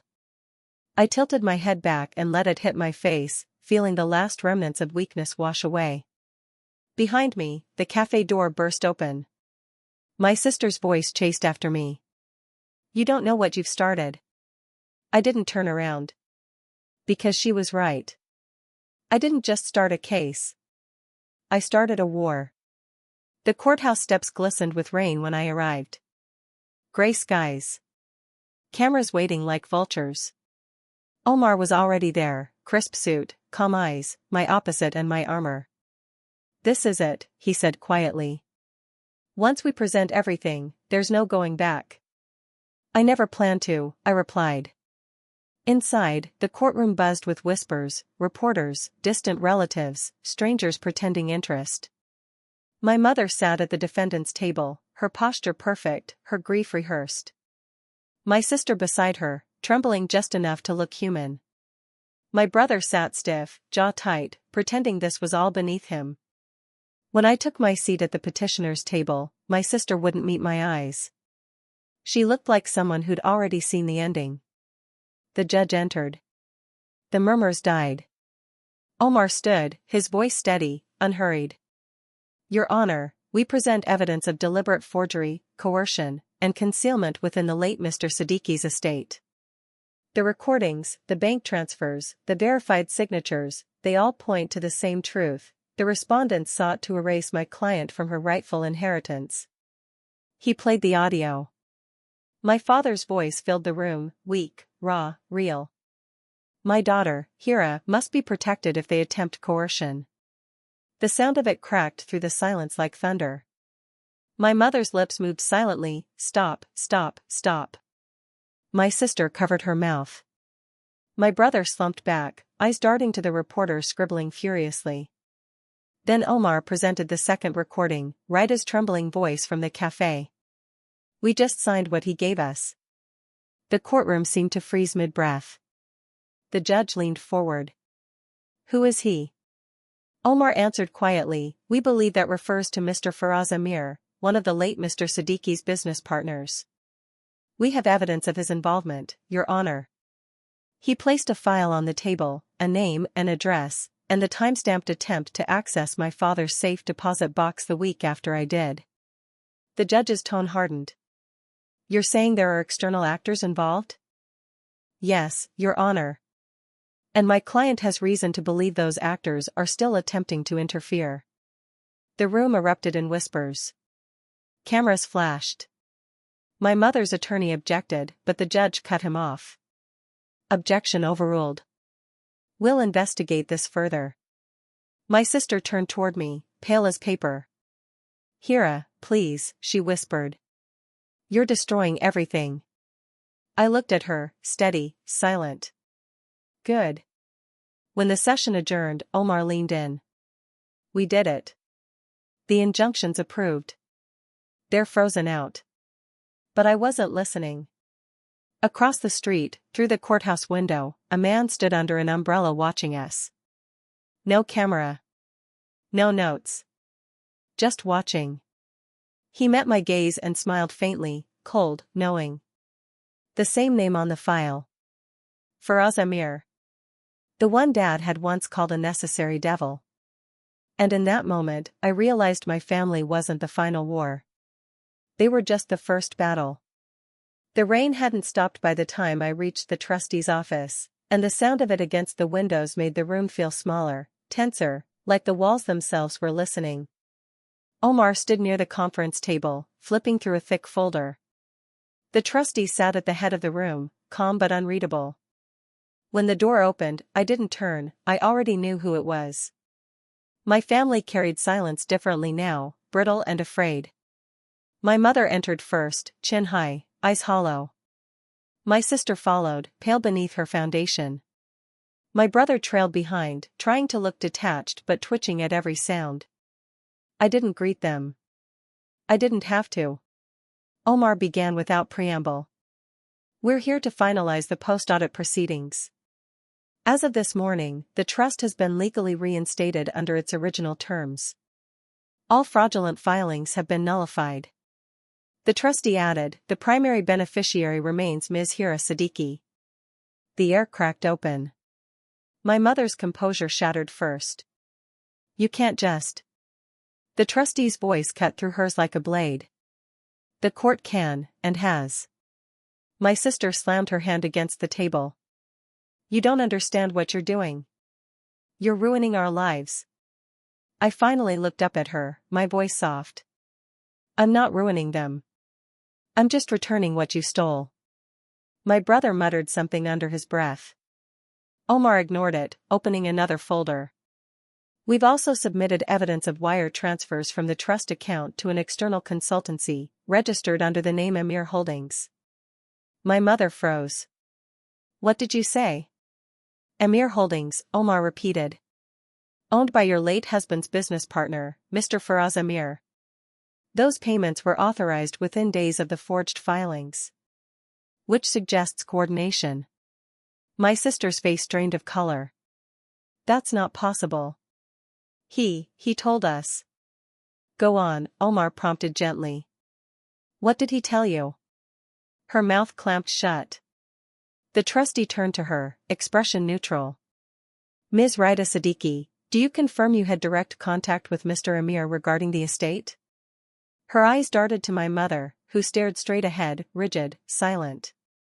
My father's words flashed through my mind, they'll reveal their lies without realizing it. I leaned forward slightly. Raida, don't look at her. Look at me. Her gaze met mine. Her lip trembled.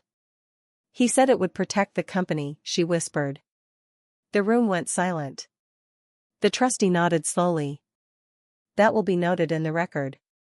My mother slammed her palms onto the table. Enough. You think you can use us to get to him? You have no idea who he is. Her outburst didn't shake me this time. I simply looked at her, calm as glass. Then maybe it's time I met him. Her expression flickered, fear, real and unmasked for the first time. And I knew, right then, that the real story, the one Dad died trying to keep from them, was just beginning to surface. Omar closed the folder gently. This concludes the internal review. Next step, criminal referral and full court transfer of authority to Ms. Siddiqui. I rose from my chair. My legs were steady. My mother whispered, You think you've won? I met her eyes. No, Mom. I've just started. And as I walked out, the rain outside finally stopped. The courthouse lobby was still echoing with the last hearing when Omar called me back in. His voice was low, tense. They're here, he said. I turned, and saw the doors open. Faraz Amir walked in like he owned the floor. No guards, no entourage, just presence. Tall, silver-haired, eyes cold enough to cut through glass. My family trailed behind him like puppets whose strings had just been yanked. Omar's tone shifted, quieter. That's him, the partner your father warned us about. Faraz smiled faintly as he approached the table, his gaze sweeping over me with a predator's ease. So you're the daughter, he said. His voice was calm, precise, rehearsed. I see the resemblance. I didn't move. You've been accessing my father's accounts. He gave a small, elegant shrug. Our accounts. Your father and I built something complicated. You wouldn't understand. Try me, I said. He chuckled softly. Your father promised me control of certain holdings. I honored him by keeping them alive. You, however, he tilted his head, you've made a mess. Omar's voice cut in, professional but sharp. Mr. Amir, you're speaking to the legal beneficiary of the Siddiqui Trust. If you have claims, file them in court. Faraz ignored him. His eyes stayed locked on mine. Your family learned quickly.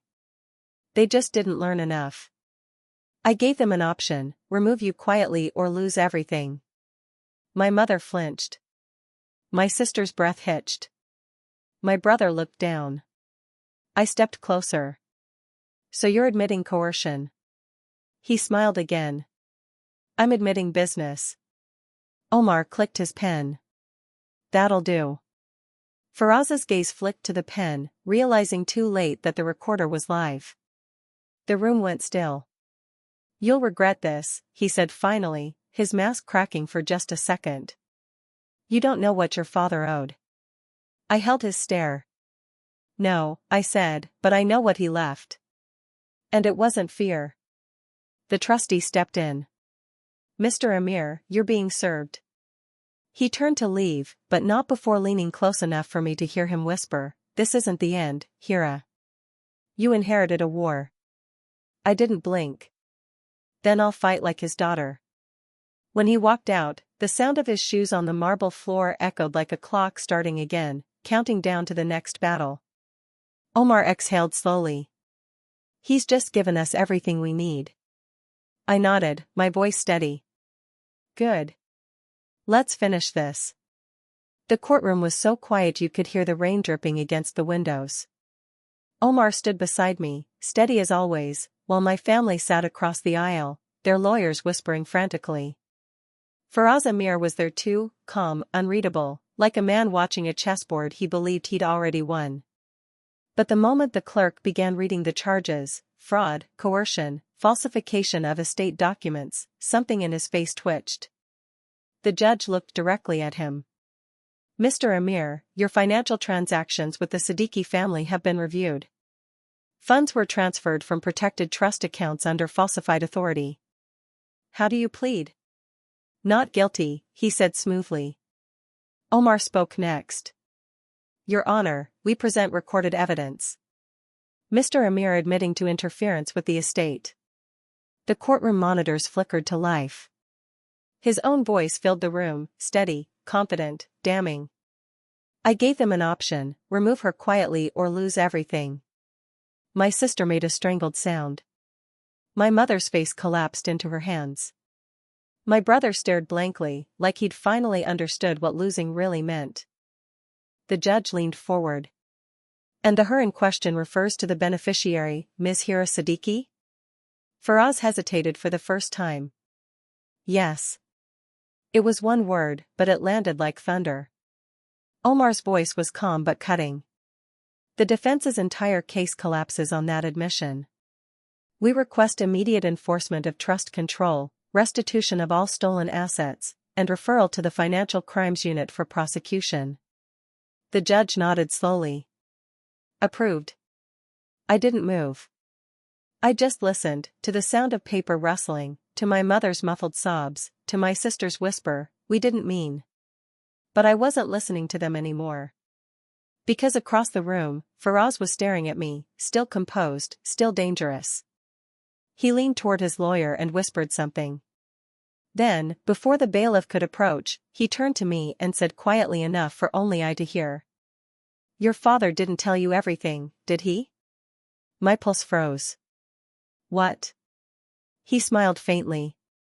There's a reason he built the trust. Not to protect you, from me. To protect you from himself. Then he was escorted out, leaving that single sentence hanging in the air like a curse.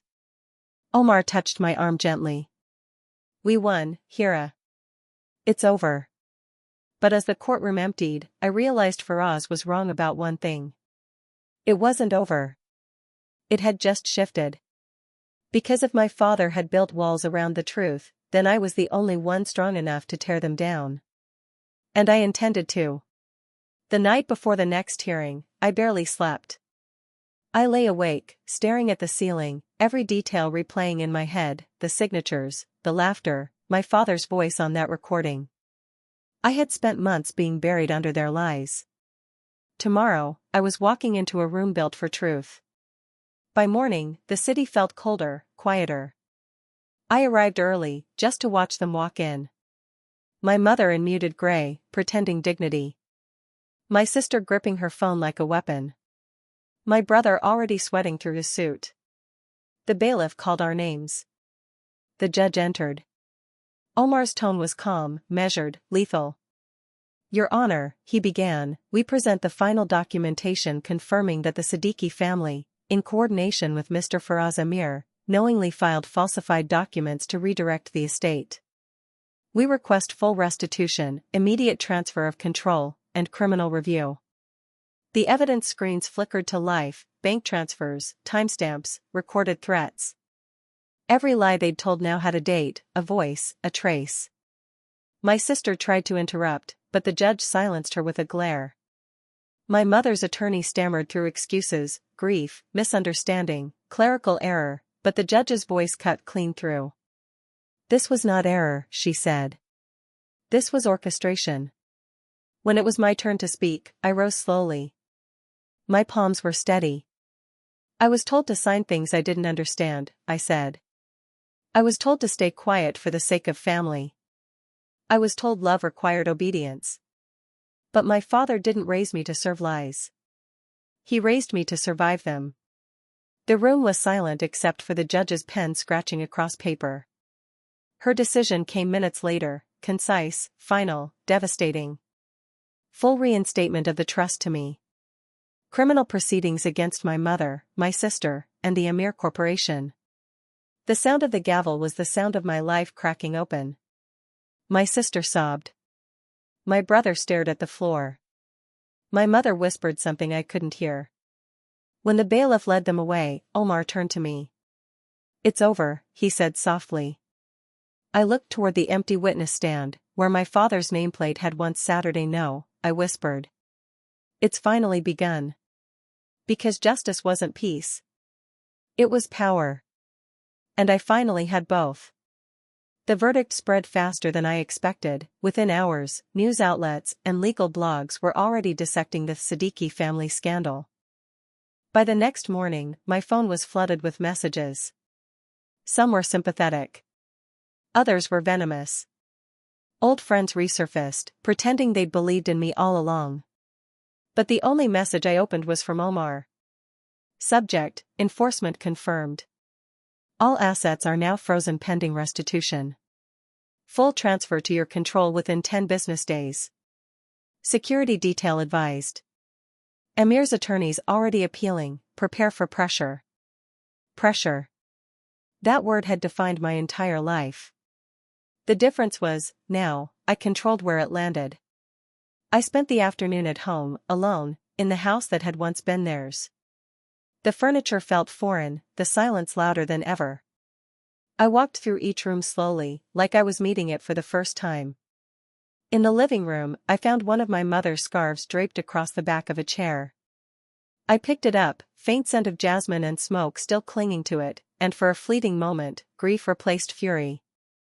She'd been a villain, yes. But she'd also been my first lesson in survival. Everything she taught me, obedience, silence, composure, I'd learned to weaponize. The irony almost made me laugh. When the doorbell rang, I expected a courier. It wasn't. It was my brother. No entourage, no smirk. Just him, standing in the rain like a man with nothing left to lose.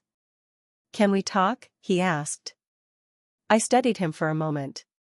About what? The money? The damage? He shook his head. About what's next. I didn't move, didn't open the door. What's next is you facing what you did. He swallowed hard. You won. But you don't understand, Faraz isn't done.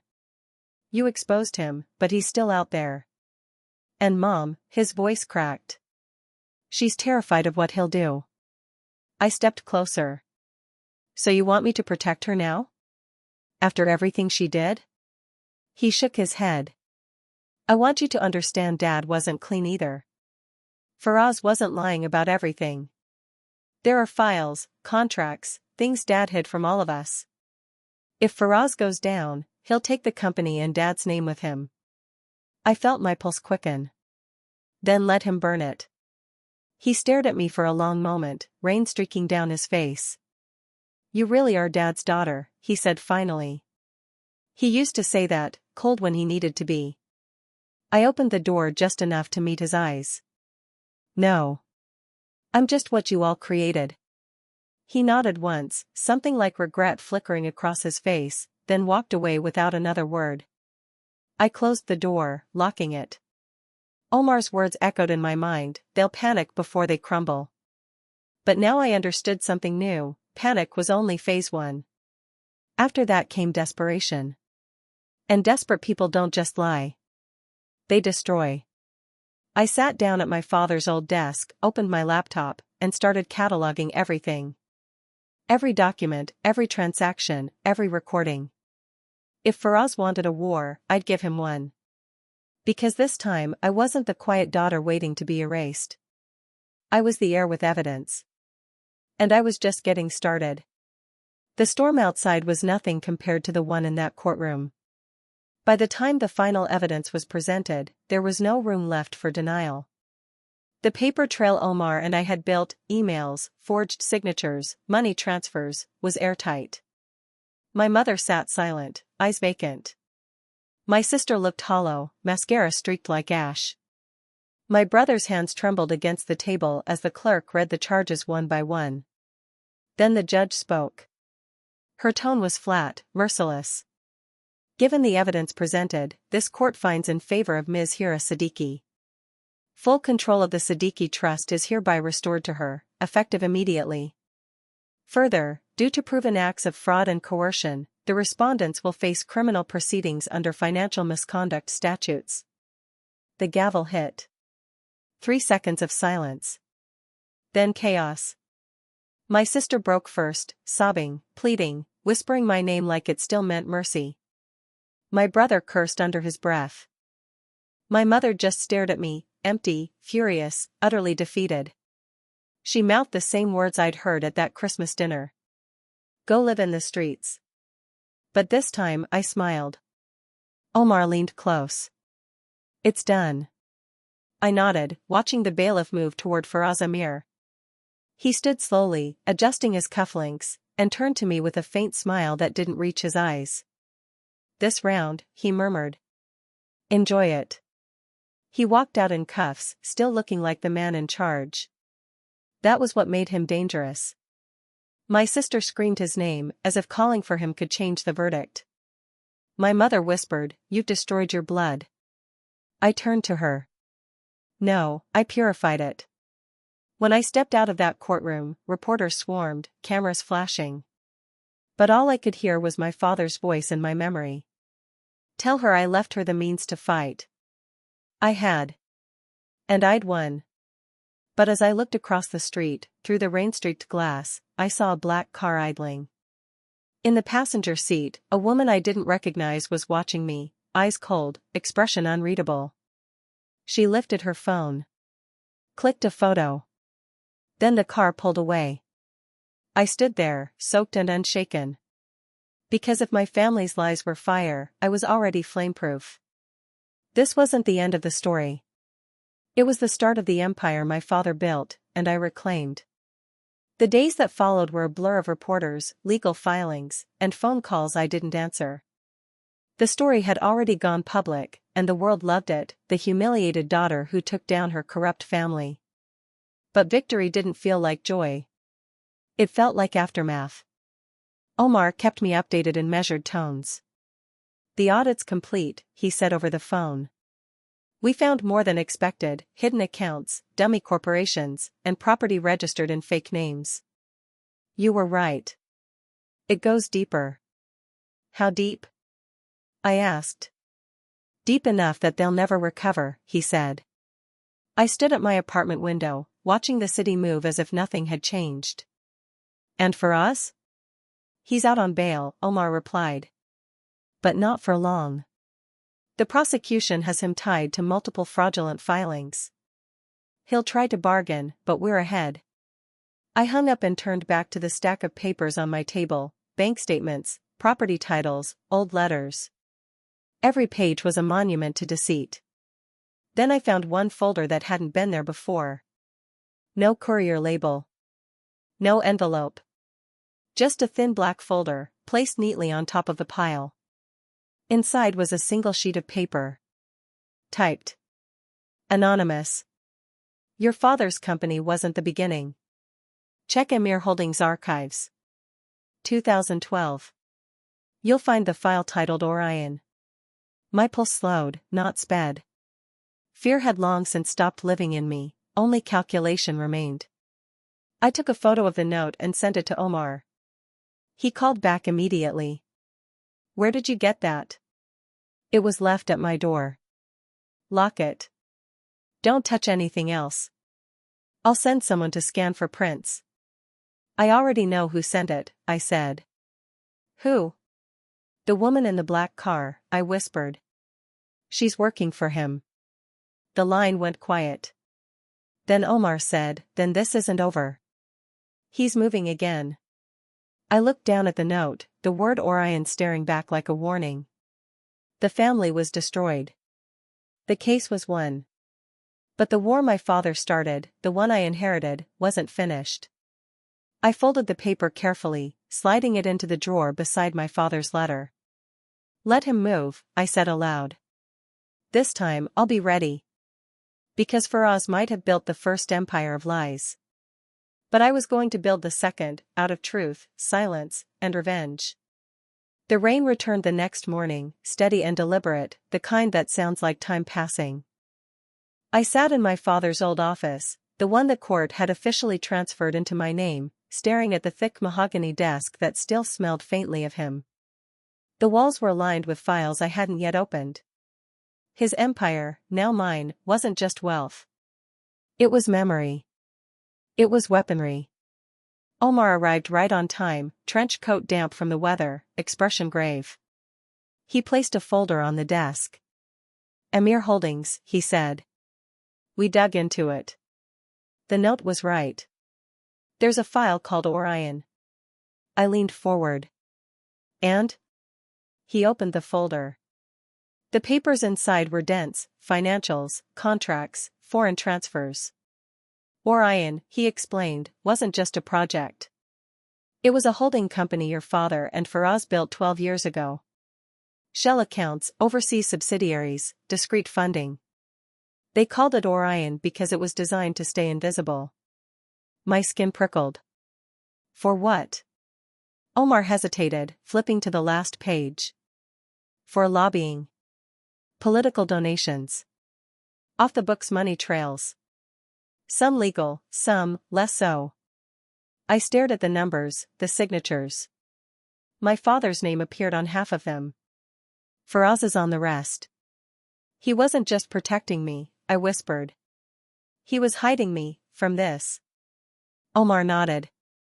Faraz wants Orion because it ties him to corruption. If it resurfaces, he's finished. He'll burn everything, and anyone, to keep it buried. I stood slowly, the weight of that truth settling in. So that's why he said Dad was protecting me from himself. Omar's voice softened. Your father might have been complicit, but he drew a line somewhere. He refused to sell certain contracts. That's when Amir turned on him. Silence filled the room, thick and sharp. My pulse steadied. Then Orion is leverage. It's dangerous leverage, Omar warned. If you expose it, it'll destroy what's left of your father's reputation. If you hide it, Faraz will keep coming. I walked to the window. Outside, the rain blurred the skyline, making the world look softer than it deserved to be. I'm not going to hide it, I said.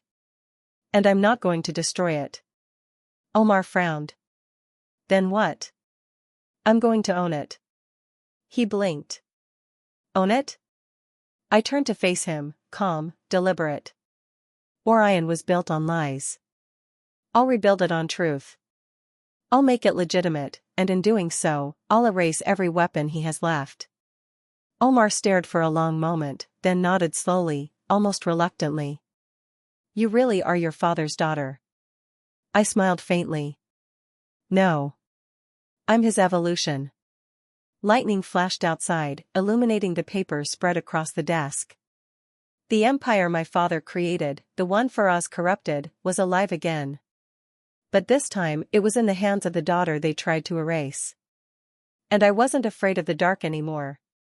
Night fell like a curtain that refused to close. The city outside my window glowed with the pulse of 1,000 stories, but mine had narrowed to one point of focus, Orion.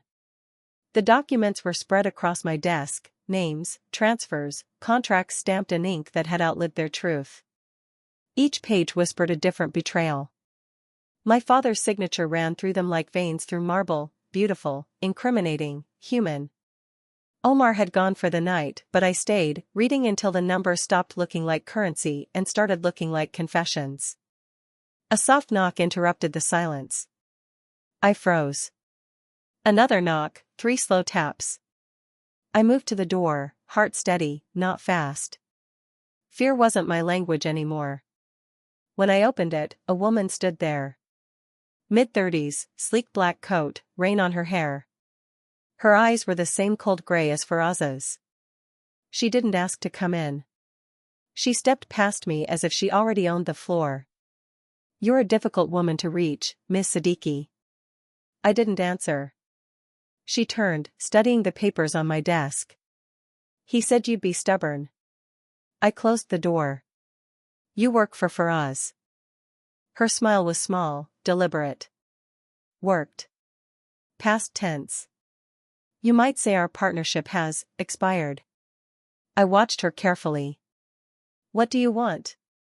She picked up one of the Orion files, her fingers leaving faint droplets on the paper. "He's going to destroy everything if you release this. He has offshore backups, leverage, people you don't even know exist. You can't win this publicly."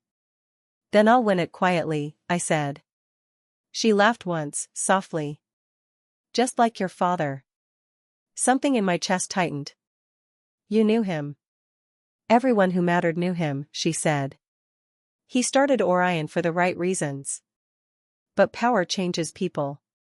When he refused to sell weapons contracts overseas, Faraz decided to cut him out. Your family was the distraction. While they fought you, he was cleaning the books." I moved closer. "Why tell me this?" "Because he's finished," she said simply. "And I don't want to go down with him. The files you have aren't complete. There's one more, Orion Prime, hidden under a dummy account. It's proof he used government proxies. If you expose it, you'll end him." I studied her face, searching for lies. "And what do you get out of this?" "Freedom," she said. "And maybe a little revenge." She placed a flash drive on my desk. "Everything's in there. If you're as clever as he says, you'll know what to do." I didn't touch it until she left. When the door closed, the room felt too still. The rain had stopped, but thunder rumbled far away, like the world exhaling before another storm. I picked up the drive, holding it in the light. A small label in neat handwriting read, "Orion Prime. My father's empire. Faraz's secret. My inheritance." I whispered to the empty room, "You built this, Dad. But I'll finish it." And as the city lights flickered against the glass, I slid the drive into my computer, ready to see what truth was worth burning for. The screen came to life in slow, flickering light. Folders opened one by one, encrypted, layered, deliberate. Whoever built Orion Prime had wanted it buried. Lines of text began to spill across the screen. Contracts, emails, offshore transfers, millions moved through anonymous accounts, routed through governments, charities, and names I recognized from newspaper headlines. And buried beneath the numbers, a set of personal memos marked Siddiqui, private. I clicked. If you're reading this, I failed to contain it. Faraz will come for what's left. Orion Prime was meant to buy peace, not power. If she ever inherits this, she'll have to decide what kind of truth she can live with. My father's words. His voice echoed in my head from that hospital recording, "I left her the means to fight." This was what he'd meant. I scrolled through the rest, evidence of corruption spanning continents, deals that could bring down entire ministries. It wasn't just a family scandal anymore, it was systemic rot. My pulse slowed as the realization settled. If I leaked this, it wouldn't just destroy Faraz. It would drag my father's name through the same mud. Everything I'd reclaimed, the estate, the company, the trust, would become collateral. The office door creaked.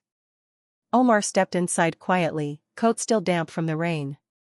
He looked at the glowing monitor, then at me. "You found it?" "Yes." He approached slowly. "And now?" I stared at the screen, my father's final confession, Faraz's empire of deceit, and the echo of every lie that had built my life. Now I decide who deserves to burn, I said. Omar's expression softened. If you release it, there's no going back. I know. He hesitated. And if you keep it? Then I become him, I whispered. We stood in silence. The only sound was the hum of the computer, steady as a heartbeat. Finally, I took a breath, steady and final. We'll give it to the press anonymously. Every document. Every name. No more ghosts, no more secrets. Omar nodded once. You're sure? Yes, I said. My father built his power on silence. I'll build mine on exposure. He exhaled. Then we end it tonight. As the files uploaded to the secure server, the progress bar crept across the screen like the slow, inevitable dawn. When it hit 100%, I closed the laptop and whispered, "Goodbye, Dad." The rain had stopped completely now. The city was quiet. Somewhere out there, Faraz was about to watch his empire collapse. And I, his enemy, his heir, finally felt clean. By sunrise, the city was a storm of headlines. Orion Files leak exposes corporate political corruption. Former CEO and associates under federal investigation. Faraz Amir wanted for questioning after massive data breach. Every screen, every radio station, every digital feed pulsed with the same name, mine. Hira Siddiqui, whistleblower. I stood on my balcony, coffee growing cold in my hands, watching the chaos bloom below. Traffic snarled around news vans, and strangers shouted my name like I was both hero and heretic. The files had detonated exactly as Omar predicted. The story wasn't just national, it had gone global. Faraz vanished within hours. His offices raided. His accounts frozen. The empire my father and he had built together was collapsing on every front. But I didn't feel triumph. Not exactly. It was something colder. Sharper. The kind of satisfaction that doesn't smile, it breathes. Omar called mid-morning. His voice carried that rare mix of exhaustion and awe. You did it, Hira. The entire board's been dismantled. Government agencies are already issuing subpoenas. And my father? I asked quietly. What will they say about him? There was a pause. That he helped start it, and that you helped end it. I nodded slowly. That's enough. By noon, my sister tried to call. I didn't answer. The screen flashed with her name again and again until it stopped.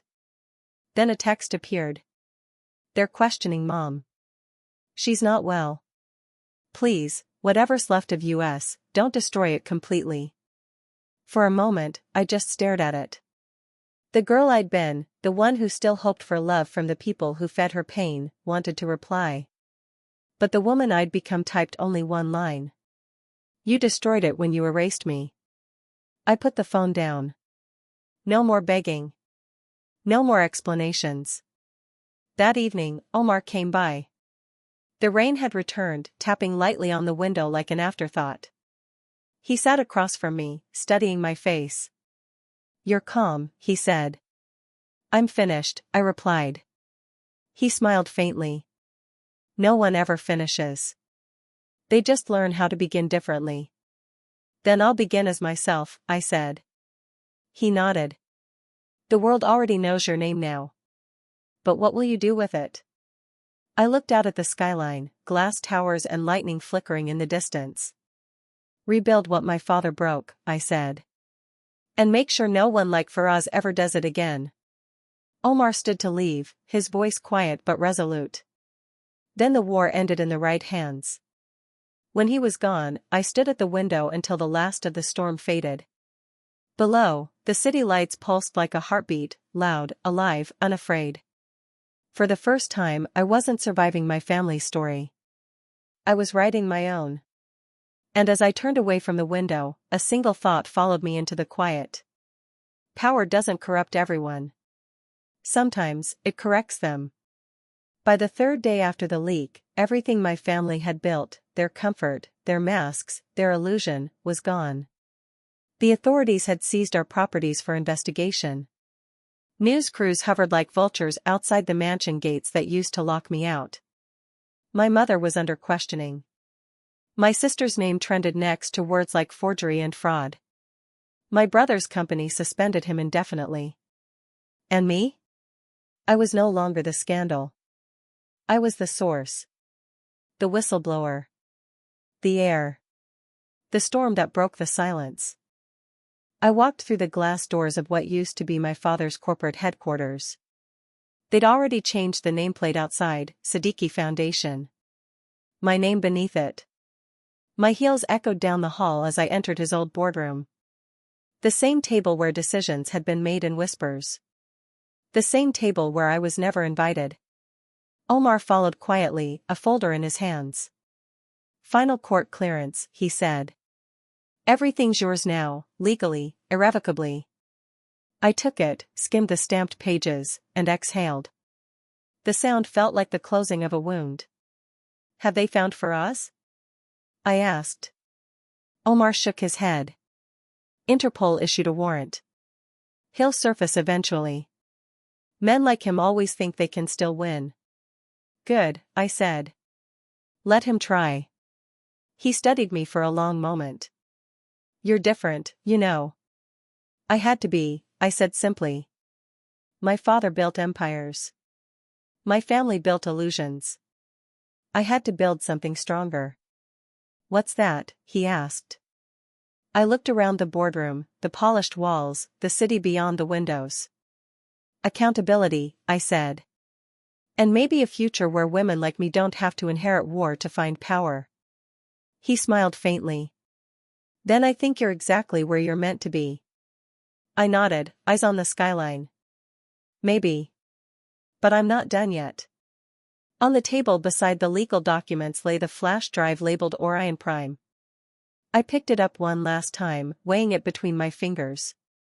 Then I locked it inside the company vault, sealed and logged as evidence. No more secrets. No more ghosts.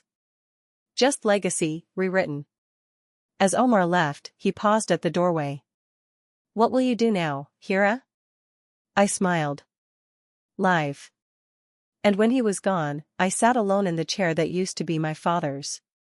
The city lights reflected in the window, thousands of tiny fires burning in the dark. I whispered into the quiet, "You told me to fight, Dad." I did. And I won. But deep inside, I felt something stir, a question I wasn't ready to silence. Because somewhere out there, Faraz Amir was still alive. Watching. Waiting. And power, real power, never stays unchallenged for long. The story might have ended in court. But the empire I'd reclaimed was just beginning to breathe. The court documents were dry, lifeless, ink on paper. Yet every signature on those pages meant something irreversible. I ran my fingers over the embossed seal and thought about what it had taken to get here, every humiliation, every betrayal, every night I thought I'd never breathe again. It didn't feel like victory. It felt like reclamation. The city's morning light spilled through the wide windows of the new Siddiqui Foundation offices. No longer a name for business or deceit, it was a place for rebuilding. The first order I'd signed wasn't for profit. It was for reform, scholarships for women who'd been silenced, grants for whistleblowers fighting corruption. Justice restructured into action. Omar arrived just as I was finishing the last form. He set a small box on my desk. From the court clerk, he said. Final asset transfer confirmation. Inside, instead of money or jewelry, was a single gold key, the key to my father's private vault. The irony wasn't lost on me. The same kind of key that once unlocked secrets now represented transparency. Omar watched me quietly. Most people, when they win, disappear into comfort, he said. You're the only one I've seen who uses her victory as a blueprint. I smiled faintly. Because comfort was their goal, not mine. Mine was correction. He nodded. And now? Now I correct what they left broken. He placed another envelope beside the key. Final notice, Faraz Amir officially declared fugitive. The Orion case has been referred to international courts.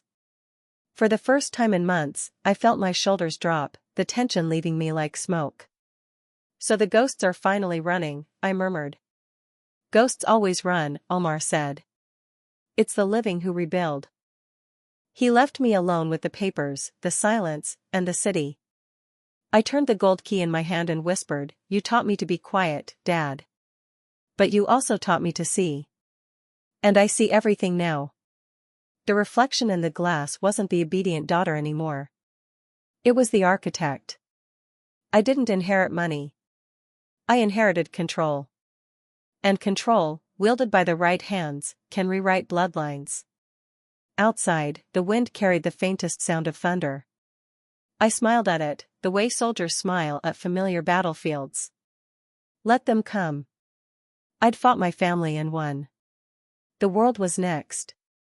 By evening, the city had shifted again, slower, quieter, as if it had finally exhaled after months of holding its breath. I watched from my father's old balcony, now mine, the skyline washed in golden dusk. The press still camped outside the gates. Headlines still screamed my name, but I didn't hide anymore. I'd stopped needing to. My phone buzzed, another message from my mother. The first since the trial. "You got what you wanted. We've lost everything. I hope you're proud." I read it twice, then set the phone down. I didn't reply. Pride wasn't what I'd wanted. I wanted truth, and truth never comes clean. A soft knock at the door pulled me from my thoughts. It was Omar, his face illuminated by the fading light. "They've wired the final assets," he said simply. "It's all official now." He handed me a file marked "Transfer Confirmed." I placed it beside the others, a small empire of justice built out of paper. "Any word on Faraz?" I asked. "Interpol believes he's in Geneva," Omar said. "But don't worry, he's finished. The new task force will handle it." I turned back to the city. Good. Let someone else chase ghosts for once. He hesitated. "You could leave now, you know. Start fresh. No lawsuits. No headlines. Just a life." I smiled faintly. "That sounds too quiet." He chuckled. "You've earned quiet." I shook my head. Quiet is for people who were believed. I wasn't. I had to make noise to exist. He studied me for a moment, then nodded. "Then make good noise, Hira." When he left, I poured a glass of wine and stood alone in the office that had once been my father's war room. His portrait still hung on the far wall, his eyes following me the way they used to when I was a child sneaking into places I wasn't supposed to be. I raised the glass toward him. "You taught me to survive. I taught myself to win." Outside, thunder rolled again, distant, promising. My reflection in the window no longer looked like a woman scorned. It looked like legacy reborn. And as the city lights began to flicker one by one, I whispered to the quiet, "It's my turn to decide who stays in the story." The night was clear for once, no rain, no thunder, just the quiet hum of a city that had finally stopped holding its breath. I sat alone in the boardroom, the same place where my father used to dictate futures and my mother used to smile for cameras. Now, every chair that once belonged to them stood empty. Every echo belonged to me. The vault key gleamed on the table beside a glass of untouched wine. It wasn't wealth anymore, it was history, distilled to metal and memory. I turned in my chair toward the wall of glass overlooking the skyline. The streets below shimmered, alive, reflecting the world I'd remade. Not the obedient daughter they dismissed, not the invisible girl humiliated at dinner, but the woman who made the truth undeniable. I opened my laptop. Omar's last message blinked on the screen. "Transfer complete. All holdings secure. Next, public foundation launch." The press release waited for my final approval. Headline: The Sidqui Foundation, rebuilding trust where power failed. Trust. The word made me smile. The same word they'd used to control me, now weaponized into something mine. As I read through the draft, the office lights flickered softly. For a second, I saw a reflection that wasn't entirely mine, the ghost of my father, perhaps, watching, not in judgment but acknowledgement. "You left me broken," I whispered. "And I built an empire out of the pieces." Somewhere deep inside, I knew this wasn't the end. Power never rests, it circles, evolves, tempts. Faraz was still out there, and maybe one day he'd resurface. Maybe he'd even try again. Let him. I'd already learned the one lesson no one could unteach me: control is quiet until it isn't. I shut the laptop, leaned back in my chair, and exhaled. The storm was over, but I had no plans to let the silence last. Because silence, in my hands, was strategy. And my story, the one they tried to erase, wasn't ending. It was expanding. I stand at the edge of the city lights, the hum of the world vibrating through the glass walls of my office. Below me lies everything that was once theirs, rewired, renamed, reclaimed. The courts gave me justice. The law gave me validation. But what I took, what I earned, was control. Control over my name, my history, my silence. People ask if I regret it, destroying blood ties for truth. They don't understand that blood isn't loyalty, it's chemistry. And loyalty, once broken, doesn't heal, it calcifies. My family wrote me out, thinking I'd vanish. Instead, I became the story they'd be remembered for. The fortune is secondary. What matters is the correction, the rewriting of the hierarchy that once silenced me. I don't chase peace, I manufacture it. I don't seek forgiveness, I replace it with power that answers only to truth. And when the next storm comes, and it will, I'll be ready, because I've learned the rhythm of survival: collapse, rebuild, ascend. So tell me, if you were me, would you forgive the people who buried you? Or would you build your throne on the ruins they left behind? Tell me in the comments. And if you want the next chapter of this war, subscribe.